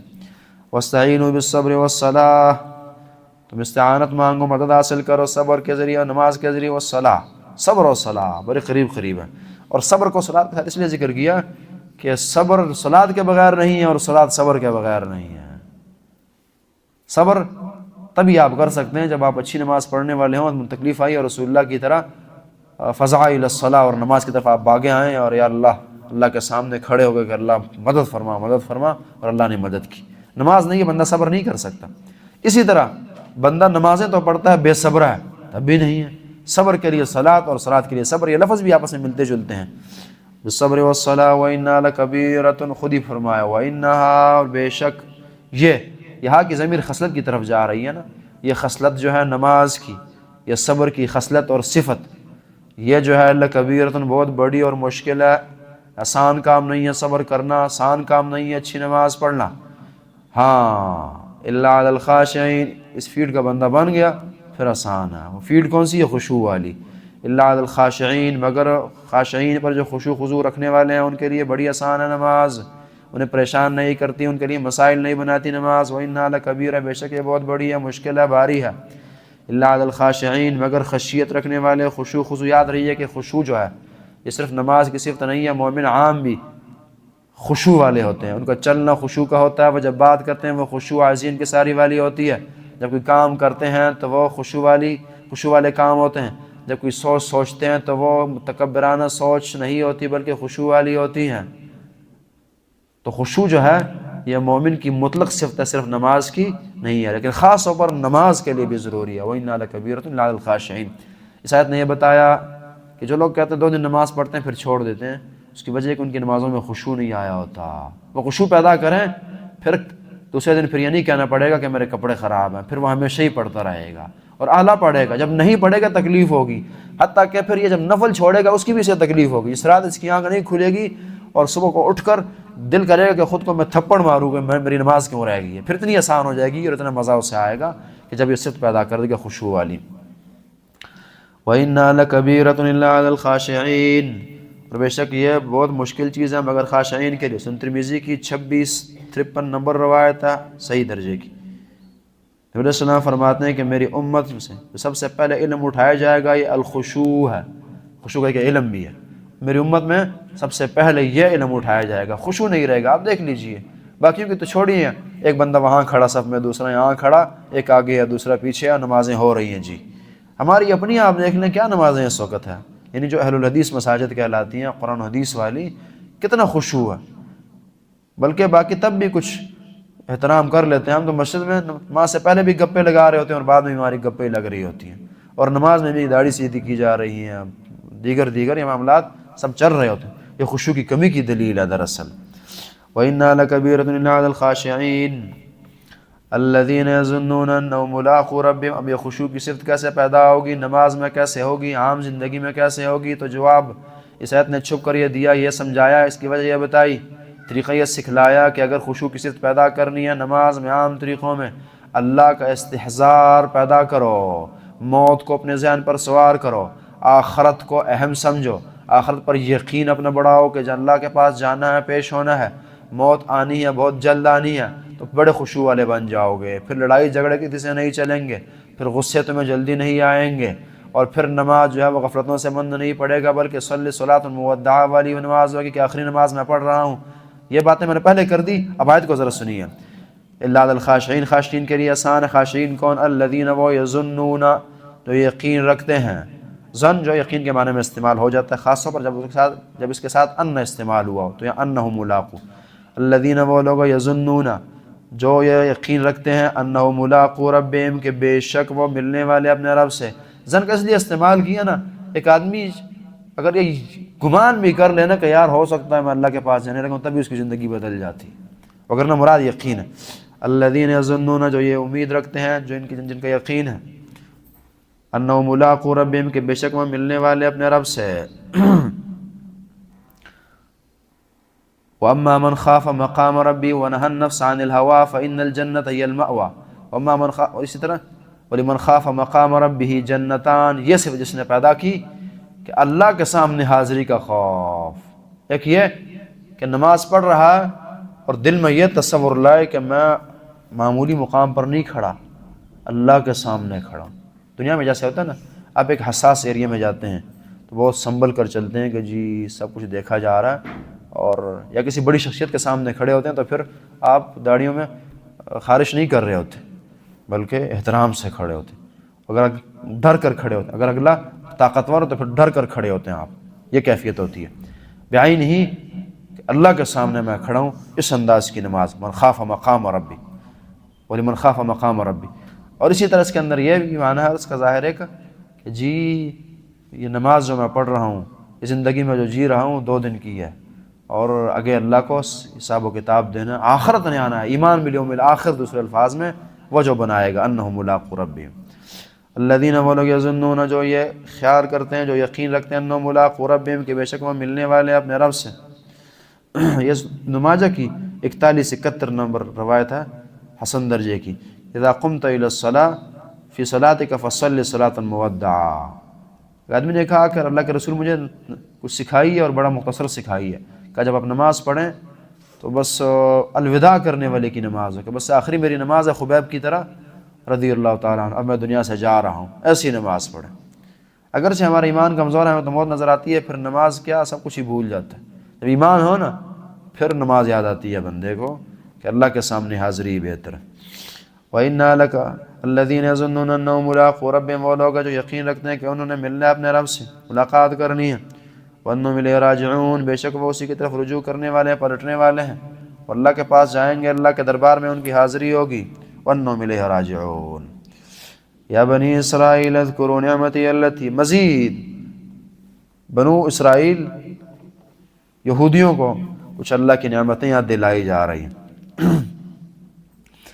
یا بنی اسرائیل، اے بنو اسرائیل، اسرائیل کی اولاد، اذکروا، تم یاد کرو، نعمتی، میری نعمتیں، التی، وہ انعمت علیکم، جو میں نے تم پر کی ہیں، وانی فضلتکم علی العالمین، اور بے شک میں نے تمہیں فضیلت دی تھی تمام جہانوں پر، یعنی اس زمانے میں سب سے افضل تم ہی تھے۔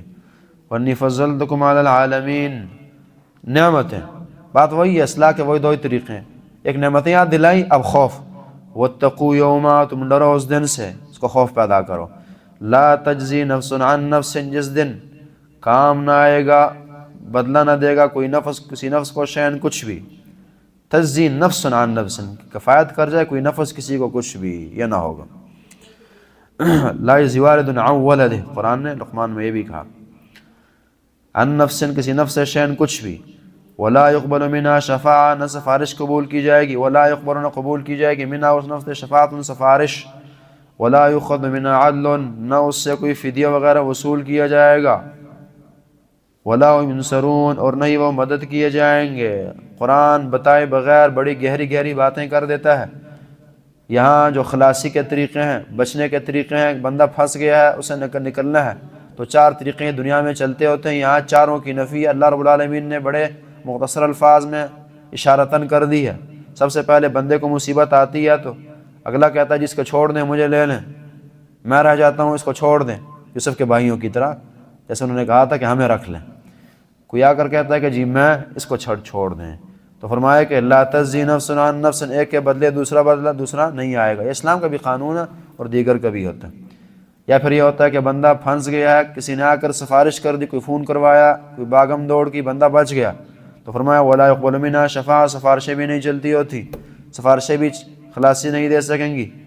اچھا یہ بھی نہ ہو سکا کسی نے آ کر پیسے دے دیے، پیسوں والا تھا، جان چھڑا لی تو ولا یؤخذ منها عدل، کوئی فدیہ شدیہ بھی وہاں نہیں چلتا ہوتا کہ بندہ پیسے اللہ کو دے، کوئی چیز دے دے، سونا چاندی فراہم کرے اور جہنم سے خلاصی ہو جائے، ولا یؤخذ منها عدل، یہ بھی نہیں۔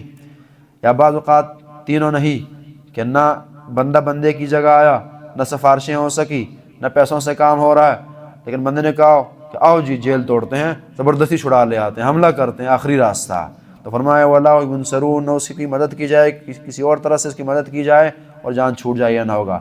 پھر مجہول کا صیغہ لایا، نہ وہ مدد کیے جائیں گے، مطلب کسی جانب سے کوئی مدد کا راستہ ان کے لیے نہیں ہوگا۔ یہ قرآن کا انداز ہے، کتنے مختصر الفاظ میں ایک لائن اور 2 کے اندر جو ہے اتنی لمبی لمبی باتیں سمیٹ دی ہیں۔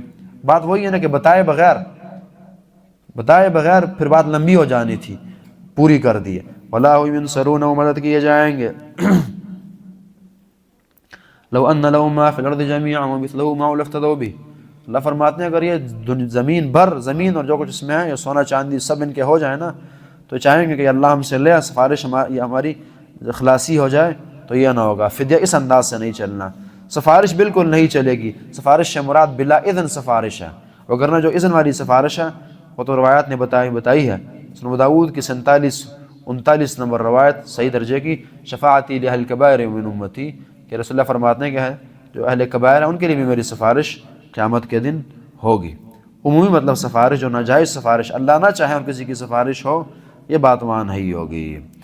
وَإِذْ نَجَّيْنَاكُمْ مِنْ آلِ فِرْعَوْنَ، اور جب ہم نے تمہیں نجات دی، من آل فرعون، آل فرعون سے فرعون ہی نہیں، ان کا پورا لاؤ لشکر، مضبوط نظام حکومت، ان سب سے تمہیں نجات دی۔ آل فرعون سے تمہیں نجات دی ہم نے، تمہیں یہودیوں کو، یہ بھی مظلوم تھے نا اس زمانے میں۔ یا مزید وہ احسانات اللہ رب العالمین ذکر کر رہے ہیں۔ آل فرعون سے، یسومونکم سوء العذاب، یہ دراصل ان کے آباء و اجداد پر نعمت کی گئی ہے نا، لیکن چونکہ کسی کے باپ پر نعمت اور احسان یہ بندے پر احسان ہوتا ہے، اس لیے تذکرہ ہے اس کا۔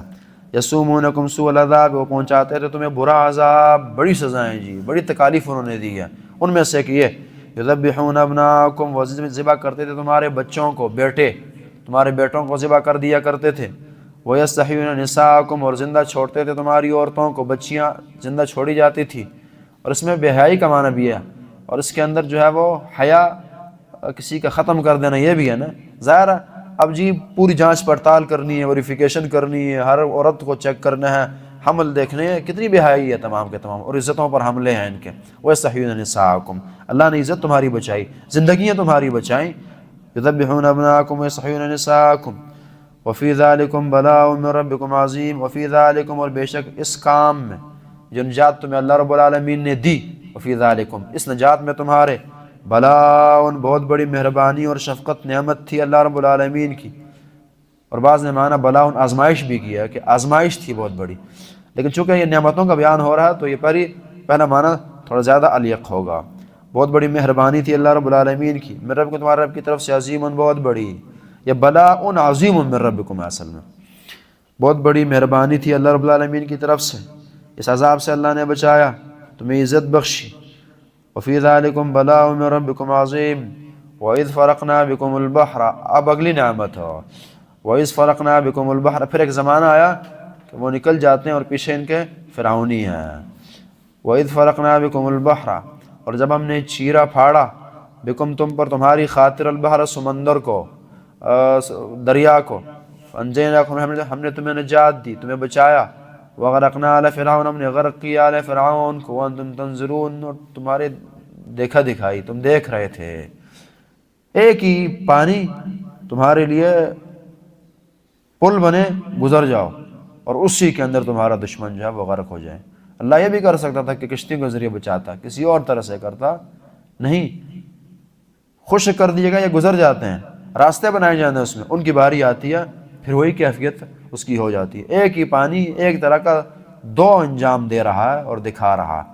اسی طرح پھر ان کا بچاؤ اور ان کا ہلاک کرنا، اور پھر جب دشمن ہو جس نے پوری زندگی دل ستایا ہو بندے کو، اور اس کا انجام بندہ جب خود دیکھے نا، اس کا اپنا مزہ ہے۔ اس لیے فرمایا وَأَنْتُمْ تَنْظُرُونَ، تم دیکھ رہے تھے، تمہارے سامنے اللہ رب العالمین نے وَيَشْفِي صُدُورَ قَوْمٍ مُؤْمِنِينَ والی بات ہے کہ اللہ نے تمہارے کلیجوں کو ٹھنڈا کر دیا ان کا انجام دکھا کر۔ وَأَنْتُمْ تَنْظُرُونَ، کئی دفعہ ہم دعا نہیں کرتے کہ یا اللہ فلانے کا حشر مجھے دکھا، وہی چیز ہوتی ہے وَأَنْتُمْ تَنْظُرُونَ، اور تم دیکھ رہے تھے۔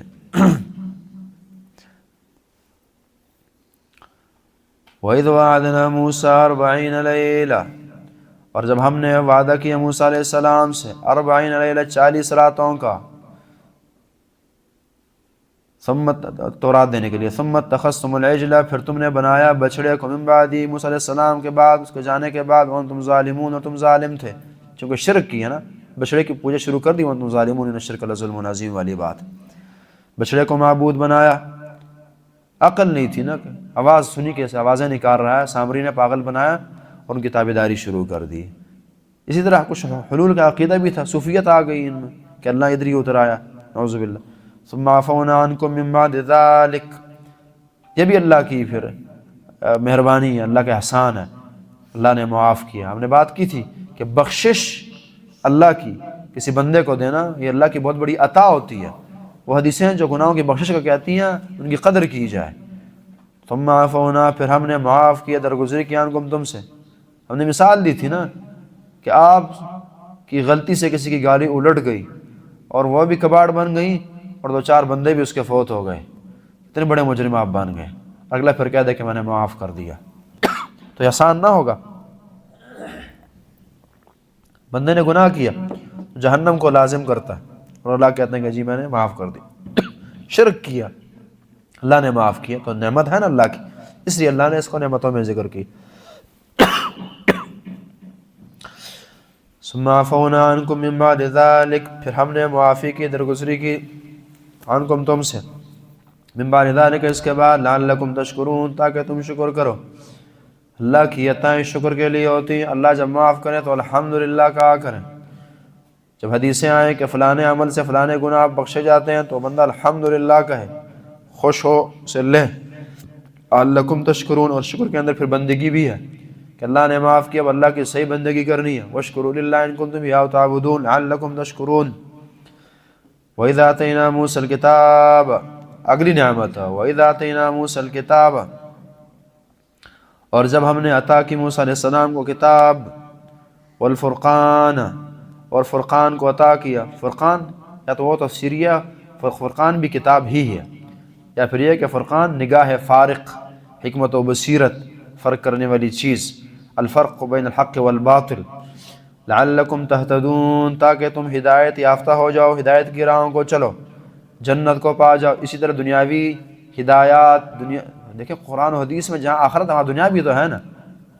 اب شادی ہم نے کرنی ہے، میت ہم نے دفنانی ہے، طریقے اللہ اور رسول نے بھی بتائے، تو یہ دنیا بھی تو ہے اس کے اندر نا۔ جہاں دین کے اندر آخرت ہوتی ہے، خاص طور پر دین اسلام میں، وہاں دنیا بھی ہے بھرپور بھی۔ یہ ہماری کمزوری ہے، ہم سمجھتے ہیں کہ دین صرف آخرت کے لیے، نہیں، دین آپ کی دنیا، سیاست، معاملت، سیادت، قیادت ہر ایک کے لیے ہے، کاروبار، زندگی، خوشی، غمی، گھر باہر، انفرادی، اجتماعی، ہر ایک زندگی کے لیے جو ہے وہ قرآن و حدیث ہے۔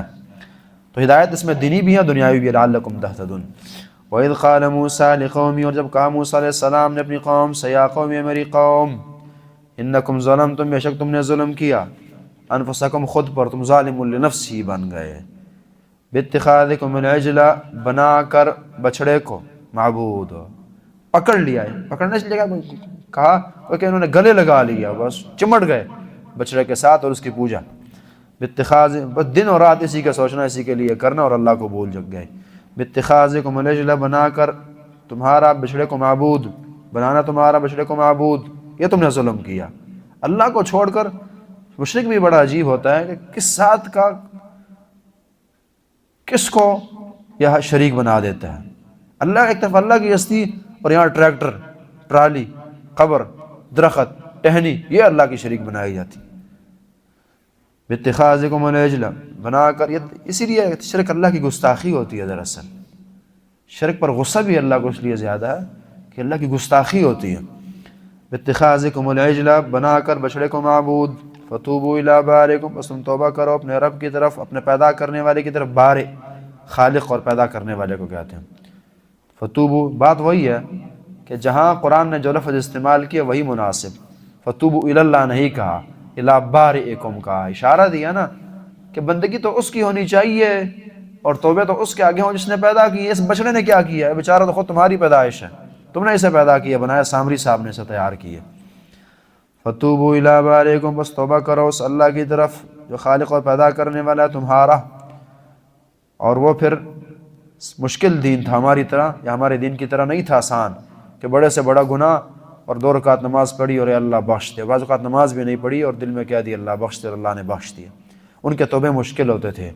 یہاں فرمایا فَاقْتُلُوا أَنفُسَكُمْ، قتل کرو خود کو، قتل کر دو، جنہوں نے گناہ کیا نا قتل کر دو، خود کو قتل کریں۔ اس میں یہ بھی ہے کہ خود کو قتل کرو، یہ بھی ہے کہ جنہوں نے گناہ نہیں کیا وہ اٹھے اور ان کو قتل کر دیں، اور یہ بھی ہے کہ بس آپس میں جو شرک کرنے والے اٹھیں اور ایک دوسرے کو قتل کرنا شروع کر دیں۔ فَاقْتُلُوا أَنفُسَكُمْ، قتل کرو خود کو، ذَلِكُمْ خَيْرٌ لَكُمْ، کتنی مشکل توبہ ہے ان کی، کتنی مشکل، اور ہماری کتنی آسان ہے، پھر بھی توبہ کی توفیق نہ ملے۔ ذَلِكُمْ خَيْرٌ لَكُمْ، یہ تمہارے لیے بہتر ہے، عند بارئکم، تمہارے پیدا کرنے والے کے ہاں، اللہ رب العالمین کے ہاں یہ کام تمہارے لیے بہتر ہے۔ فتاب علیکم، انہوں نے پھر یہ کام کیا، فتاب علیکم، تو اللہ نے ان کی توبہ قبول کی۔ توبہ اتنی مشکل چیز ہے، ہم تو اس کو کچھ نہیں سمجھتے توبہ نا، کیونکہ ہمیں آسان دی گئی ہے۔ توبہ اتنی مشکل ہے، اللہ فرماتے ہیں کہ انہوں نے یہ کیا اور پھر ان کی توبہ قبول ہوئی ہے، فتاب علیکم، پھر توبہ ان کی قبول ہوئی۔ اللہ نے توبہ قبول کی، رحم کیا، ان پر مہربانی کی، اور صرف ان کے لیے نہیں ہے بلکہ جو بھی گناہ کرے، شرک کرے، دیگر گناہ ہو تو وہ توبہ کر سکتا ہے، چونکہ انہ التواب الرحیم، بے شک وہ اللہ رب العالمین خوب توبہ قبول کرنے والے اور خوب رحم کرنے والے ہیں۔ خوب توبہ قبول کرتے ہیں بندوں کی اور خوب رحم کرتے ہیں۔ پھر وہ لفظ ملا دیے گئے ہیں، وجہ آپ کو پتہ ہونی چاہیے، کل آپ نے لکھ کر لانی ہے کہ التواب اور الرحیم کو کیوں جمع کیا گیا ہے، سوال اپنے پاس محفوظ کر لیں تمام ہی۔ وَإِذْ قَلْتُمْ يَا مُوسَىٰ، جب تم نے کہا یا موسیٰ، یا موسیٰ، لَن نُؤْمِنَ لَكَ، اب مزید اللہ کی نعمتیں ان پر۔ وَإِذْ قَلْتُمْ، جب تم نے کہا یا موسیٰ، یا موسیٰ، لَن نُؤْمِنَ لَكَ، ہم ہرگز ایمان نہ لائیں گے، تصدیق نہ کریں گے، بات نہ مانیں گے تیری۔ یہ اس وقت کہا تھا راجہ قول کے مطابق جب کوہ طور پر لے کر گئے تھے، حتیٰ نر اللہ جہرہ، یہاں تک ہم اللہ کو دیکھ لیں، جہرتاً، سامنے، علانیتاً، اللہ ہمیں سامنے نظر نہ آ جائے، ہم ایمان نہیں لائیں گے اللہ پر۔ فَخَذَتْكُمُ الصَّاعِقَةُ، پس تمہیں پکڑا الصَّاعِقَةُ، تو بجلی، تھندر نے، آسمانی بجلی کا گری، وَأَنْتُمْ تَنْظُرُونَ، اور تم دیکھ رہے تھے، تمہاری دیکھا دکھائی یہ سب کچھ ہوا، وَأَنْتُمْ تَنْظُرُونَ۔ ثُمَّ بَعَثْنَاكُمْ من بعد موتکم، پھر ہم نے تمہیں زندہ کیا، من بعد موتکم، تمہارے مر جانے کے بعد، تمہارے مر جانے کے بعد اللہ رب العالمین نے تمہیں زندہ کیا۔ یہ کتنا بڑا احسان ہے، عمومی طور پر دنیا میں کوئی مرے زندہ نہیں ہوتا، تم پر اللہ نے اتنے احسانات کیے ہیں، عقل نقل کے خلاف کیے ہیں، مار کر زندہ کیے ہیں، لعلکم تشکرون، تاکہ تم شکر کرو کہ اللہ نے پھر زندگی دے دی۔ سمجھیے آئی، جو بندہ موت سے بال بال بچ جائے اور اللہ کی اپنی زندگی پھر اللہ کے لیے وقف کرے، بڑی بیماریوں سے جو بندہ بچ گیا اللہ کا شکر بہت زیادہ کرے، جسے اللہ نے کچھ زندگی دے دی، اس کی عمر کے لوگ مر گئے ہیں وہ بچ گیا، اللہ کی بندگی زیادہ سے زیادہ کریں، جہاں لوگ نہیں بچ سکتے وہ بچ گیا، وہ اللہ کی بندگی زیادہ کریں، اللہ نے اس کی عمر کے کئی لوگ فوت کیے، وہ جی رہا ہے، وہ اللہ کا شکر کرے. اس سے چھوٹے بچے فوت ہو گئے ہیں، وہ جی رہا ہے، وہ اللہ کا شکر کرے. زندگی شکر ہے، زندگی شکر کے لائق چیز ہے.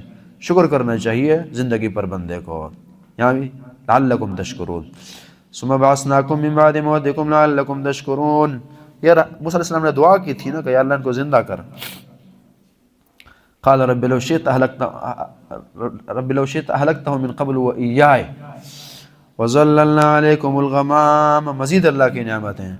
وظللنا عليكم الغمام، اور ہم نے سایہ کیا تم پر بادلوں کا. وانزلنا عليكم المن والسلوى، ہم نے سایہ کیا تم پر الغمام بادلوں کا. سنن ترمذی کی 36-20 نمبر روایت ہے، باقی صحیح ہے لیکن اس میں بلال کا تذکرہ آتا ہے، وہ بلال کا تذکرہ اس روایت کے اندر صحیح نہیں ہے. تو کہ رسول اللہ صلی اللہ علیہ وسلم پر بھی سایہ جو ہے وہ بادلوں نے کیا تھا اپنے زمانے میں. تو یہ بنو اسرائیل کی خاصیت تھی، ان پر اللہ رب العالمین ایسا کرتا تھا. پیارا موسم، گرمی ہے تو بادل آ گئے، سایہ ہونے لگا. وَظَلَّلْنَا عَلَيْكُمُ الْغَمَامَ، اور ہم نے سایہ کیا تم پر بادلوں کا. اب یہ جو ہے نعمت امت محمدیہ کو بھی نہیں دی گئی اس انداز کی. وَأَنزَلْنَا عَلَيْكُمُ الْمَنَّ وَالسَّلْوَىٰ، اور ہم نے اتارا تم پر من اور سلوا کو، تم پر ہم نے من اور سلوا کو اتارا. من ترنجبین ہے، یہ رات کو اترتی تھی ان پر، اور بعد نے اس کا معنی اصل بھی کیا. امام طبری صاحب الخبز الرقاق بھی کہتے ہیں، باریک خاص قسم کی روٹی، کھانے کی چیز. والسلویٰ، اور اسی طرح اس کے اندر پینے کا بھی اثر تھا. والسلویٰ، اور یہ پھر اس پر کھانا زیادہ غالب ہے. والسلویٰ، اور سلویٰ بھی یہ بٹیر وغیرہ کی طرح ایک پرندہ تھا، کھانے کی صورت میں انہیں ملتا تھا. کلوا من طیبات ما رزقناکم، کھاؤ پاک وہ چیزیں جو ہم نے تمہیں دی ہیں.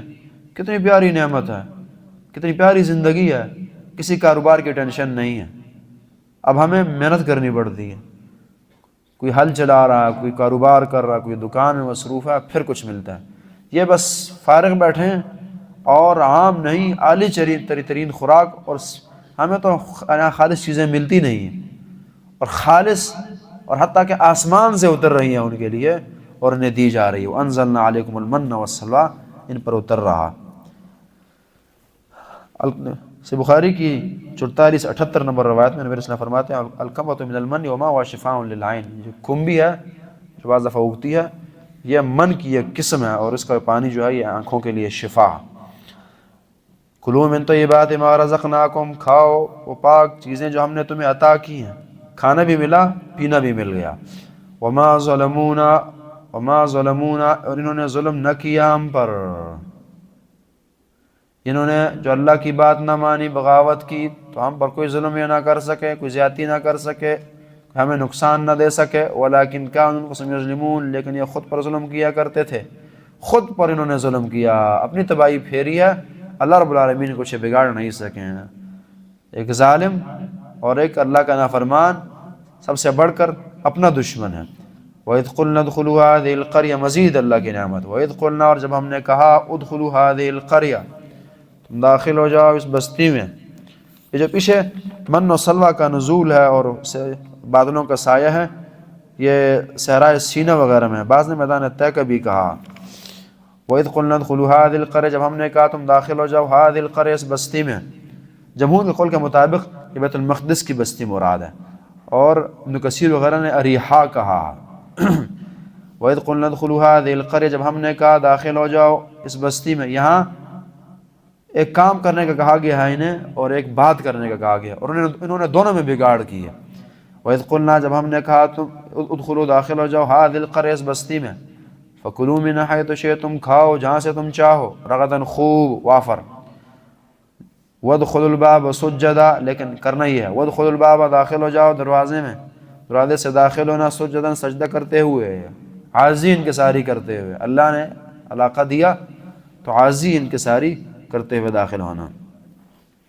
وَقُولُوا حِطَّةٌ، اور یہ تو کام تھا جو انہوں نے کرنا، اور ایک بات بھی کرنی، وہ یہ وَقُولُوا حِطَّةٌ، اور حِطَّةٌ کہنا ہے، یہ جملہ بھی ساتھ کہنا ہے. حِطَّةٌ یہ کلمہ تھا، مفسرین کہتے ہیں کلمۃ تحط بها الذنوب، جس کے ذریعے گناہ رچتے ہیں، جیسے ہم کہتے ہیں نا استغفر اللہ، اللہ بخش دے، یہ حتتن کہتے تھے، حتتن کہو، نغفر لکم خطایاکم، ہم بخش دیں گے تمہارے لیے تمہاری خطائیں، ہم تمہارے گناہوں کو بخش دیں گے۔ سجدہ کرتے ہوئے داخل ہونا اور بخشش مانگتے ہوئے، نبی علیہ السلام نے مکہ کو فتح کیا، یہی حالت تھی، عاجزی ہے انکساری، الحمدللہ الذی نصر عبدہ نصر عبدہ وہزم الحزاب وحدہ، اس طرح کے الفاظ حدیث میں وارد ہیں کہ اللہ کا شکر، عاجزی انکساری، بخشش اللہ سے مانگی۔ تو ان سے یہی کہا گیا وقولوا حجۃ نغفر لکم خطایاکم، ہم بخش دیں گے تمہارے لیے تمہاری خطائیں، وسنزید المحسنین، اور مزید بھی دیں گے محسنوں کو۔ ان کو کہا یہ کیا تھا؟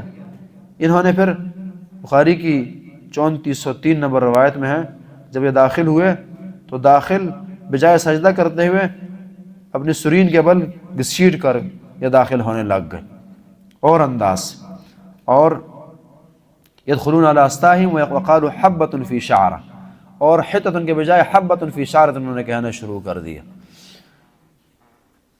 تو دونوں گئے کہ قول بھی بدلا اور فعل بھی بدلا، گندم جو ہے اور دانہ جو ہے جو کے اندر، حبۃ فی شعرہ، اس طرح کلمات کہنے شروع کر دیے انہوں نے۔ وسنزید المحسنین، مزید ہم زیادہ کریں گے محسنوں کو، وسنزید المحسنین، ہم بڑھائیں گے محسنوں کو۔ اس کے دو معنی ہیں، ایک یہ ہے کہ نیک لوگ جو ہیں یہ مزید بڑھیں گے۔ صحیح بخاری کی روایت ہے نا، ہرقل نے ایک سوال ابو سفیان سے یہ کیا تھا کہ یہ جو بندہ جس نے نبوت کا دعویٰ کیا ہے، اس کے ماننے والے گٹ رہے ہیں یا بڑھ رہے ہیں؟ فرمایا کہ بل یزیدون، یہ بڑھ رہے ہیں، ان کی ترقی ہو رہی ہے۔ فرمایا کہ یہی حق کی خاصیت ہے کہ وہ کذالک امر الایمان حتی یتم، یہ بڑھتا ہی رہتا ہے حتیٰ کہ کمال کو پہنچ جائے۔ اور یہ بھی ہے وسنزید المحسنین، جو نیک لوگ ہیں اللہ ان کو مزید دے گا، نزد لہ فی حسنا، قرآن نے کہا کہ حسن میں اور نیکی میں مزید ہم اضافہ کریں گے۔ یہ ہوتا ہے کہ جو آدمی نیک بنے، ایک نیکی آپ زبردستی کریں اللہ گری اللہ کروائے گا۔ الحسنۃ تجر الی الحسنہ، نیکی جو ہے نیکی کی طرف کھینچ کر لاتی ہے، اور گناہ کی طرف ایک گناہ دوسرا گناہ کروایا کرتا ہے۔ ہمارے یہاں بھی کہتے ہیں کہ ایک جھوٹ چھپانے کے لیے 100 بولنے پڑتے ہیں، ایک گناہ دوسرا گناہ کرواتا ہے اور ایک نیکی جو ہے وہ دوسری نیکی کرواتی ہے۔ وسنزید المحسنین، اور ہم مزید بڑھائیں گے محسنوں کو، ان کی نیکی کو مزید احسان کو بڑھا دیں گے۔ کہا ان سے یہ گیا تھا کہ ایک بات کرنی ہے، ایک کلمہ پڑھنا ہے داخل ہوتے ہوئے، اور ایک کام کرنا ہے سجدہ کرتے ہوئے داخل ہونا ہے۔ انہوں نے کیا کیا؟ فبدل الذین ظلموا، انہوں نے بدلا ان لوگوں نے جو نے ظلم کیا تھا، قولا، بات کو بھی بدل ڈالا، اور حبۃ فی شعرہ یا فی شعیرہ کہنے لگے، غیر الذی قیل، اس کلمے سے بدلا جو ان سے نہیں کہا گیا تھا، جو ان سے کہا گیا تھا اس کو چھوڑ کر دوسرا کلمہ کہنا شروع کر دیا۔ فبدل الذین ظلموا، پس انہوں نے بدلا ان لوگوں نے جو ظلم کیا تھا، قولا، بات کو، غیر الذی، بدلے اس کے، قیل جو ان سے کہا گیا تھا اس کے علاوہ دوسرا کلمہ انہوں نے کہنا شروع کر دیا۔ تو پھر اللہ بھی غفور رحیم ضرور ہے، صابر ہیں لیکن کمزور نہیں ہے۔ فانزلنا علی الذین، پس ہم نے نازل کیا ان لوگوں پر ظلم جنہوں نے ظلم کیا تھا، رجزا، عذاب، من السماء، آسمان سے پھر آفت ان پر آ پڑی، بما کانوا یفسقون، اور ظلم نہ تھی بلکہ بما کانوا یفسقون، اس فسق کی وجہ سے جو یہ کیا کرتے تھے اپنے گناہوں کی بنا، پھر اللہ رب العالمین نے ان پر عذاب نازل کیا، بما کانوا یفسقون۔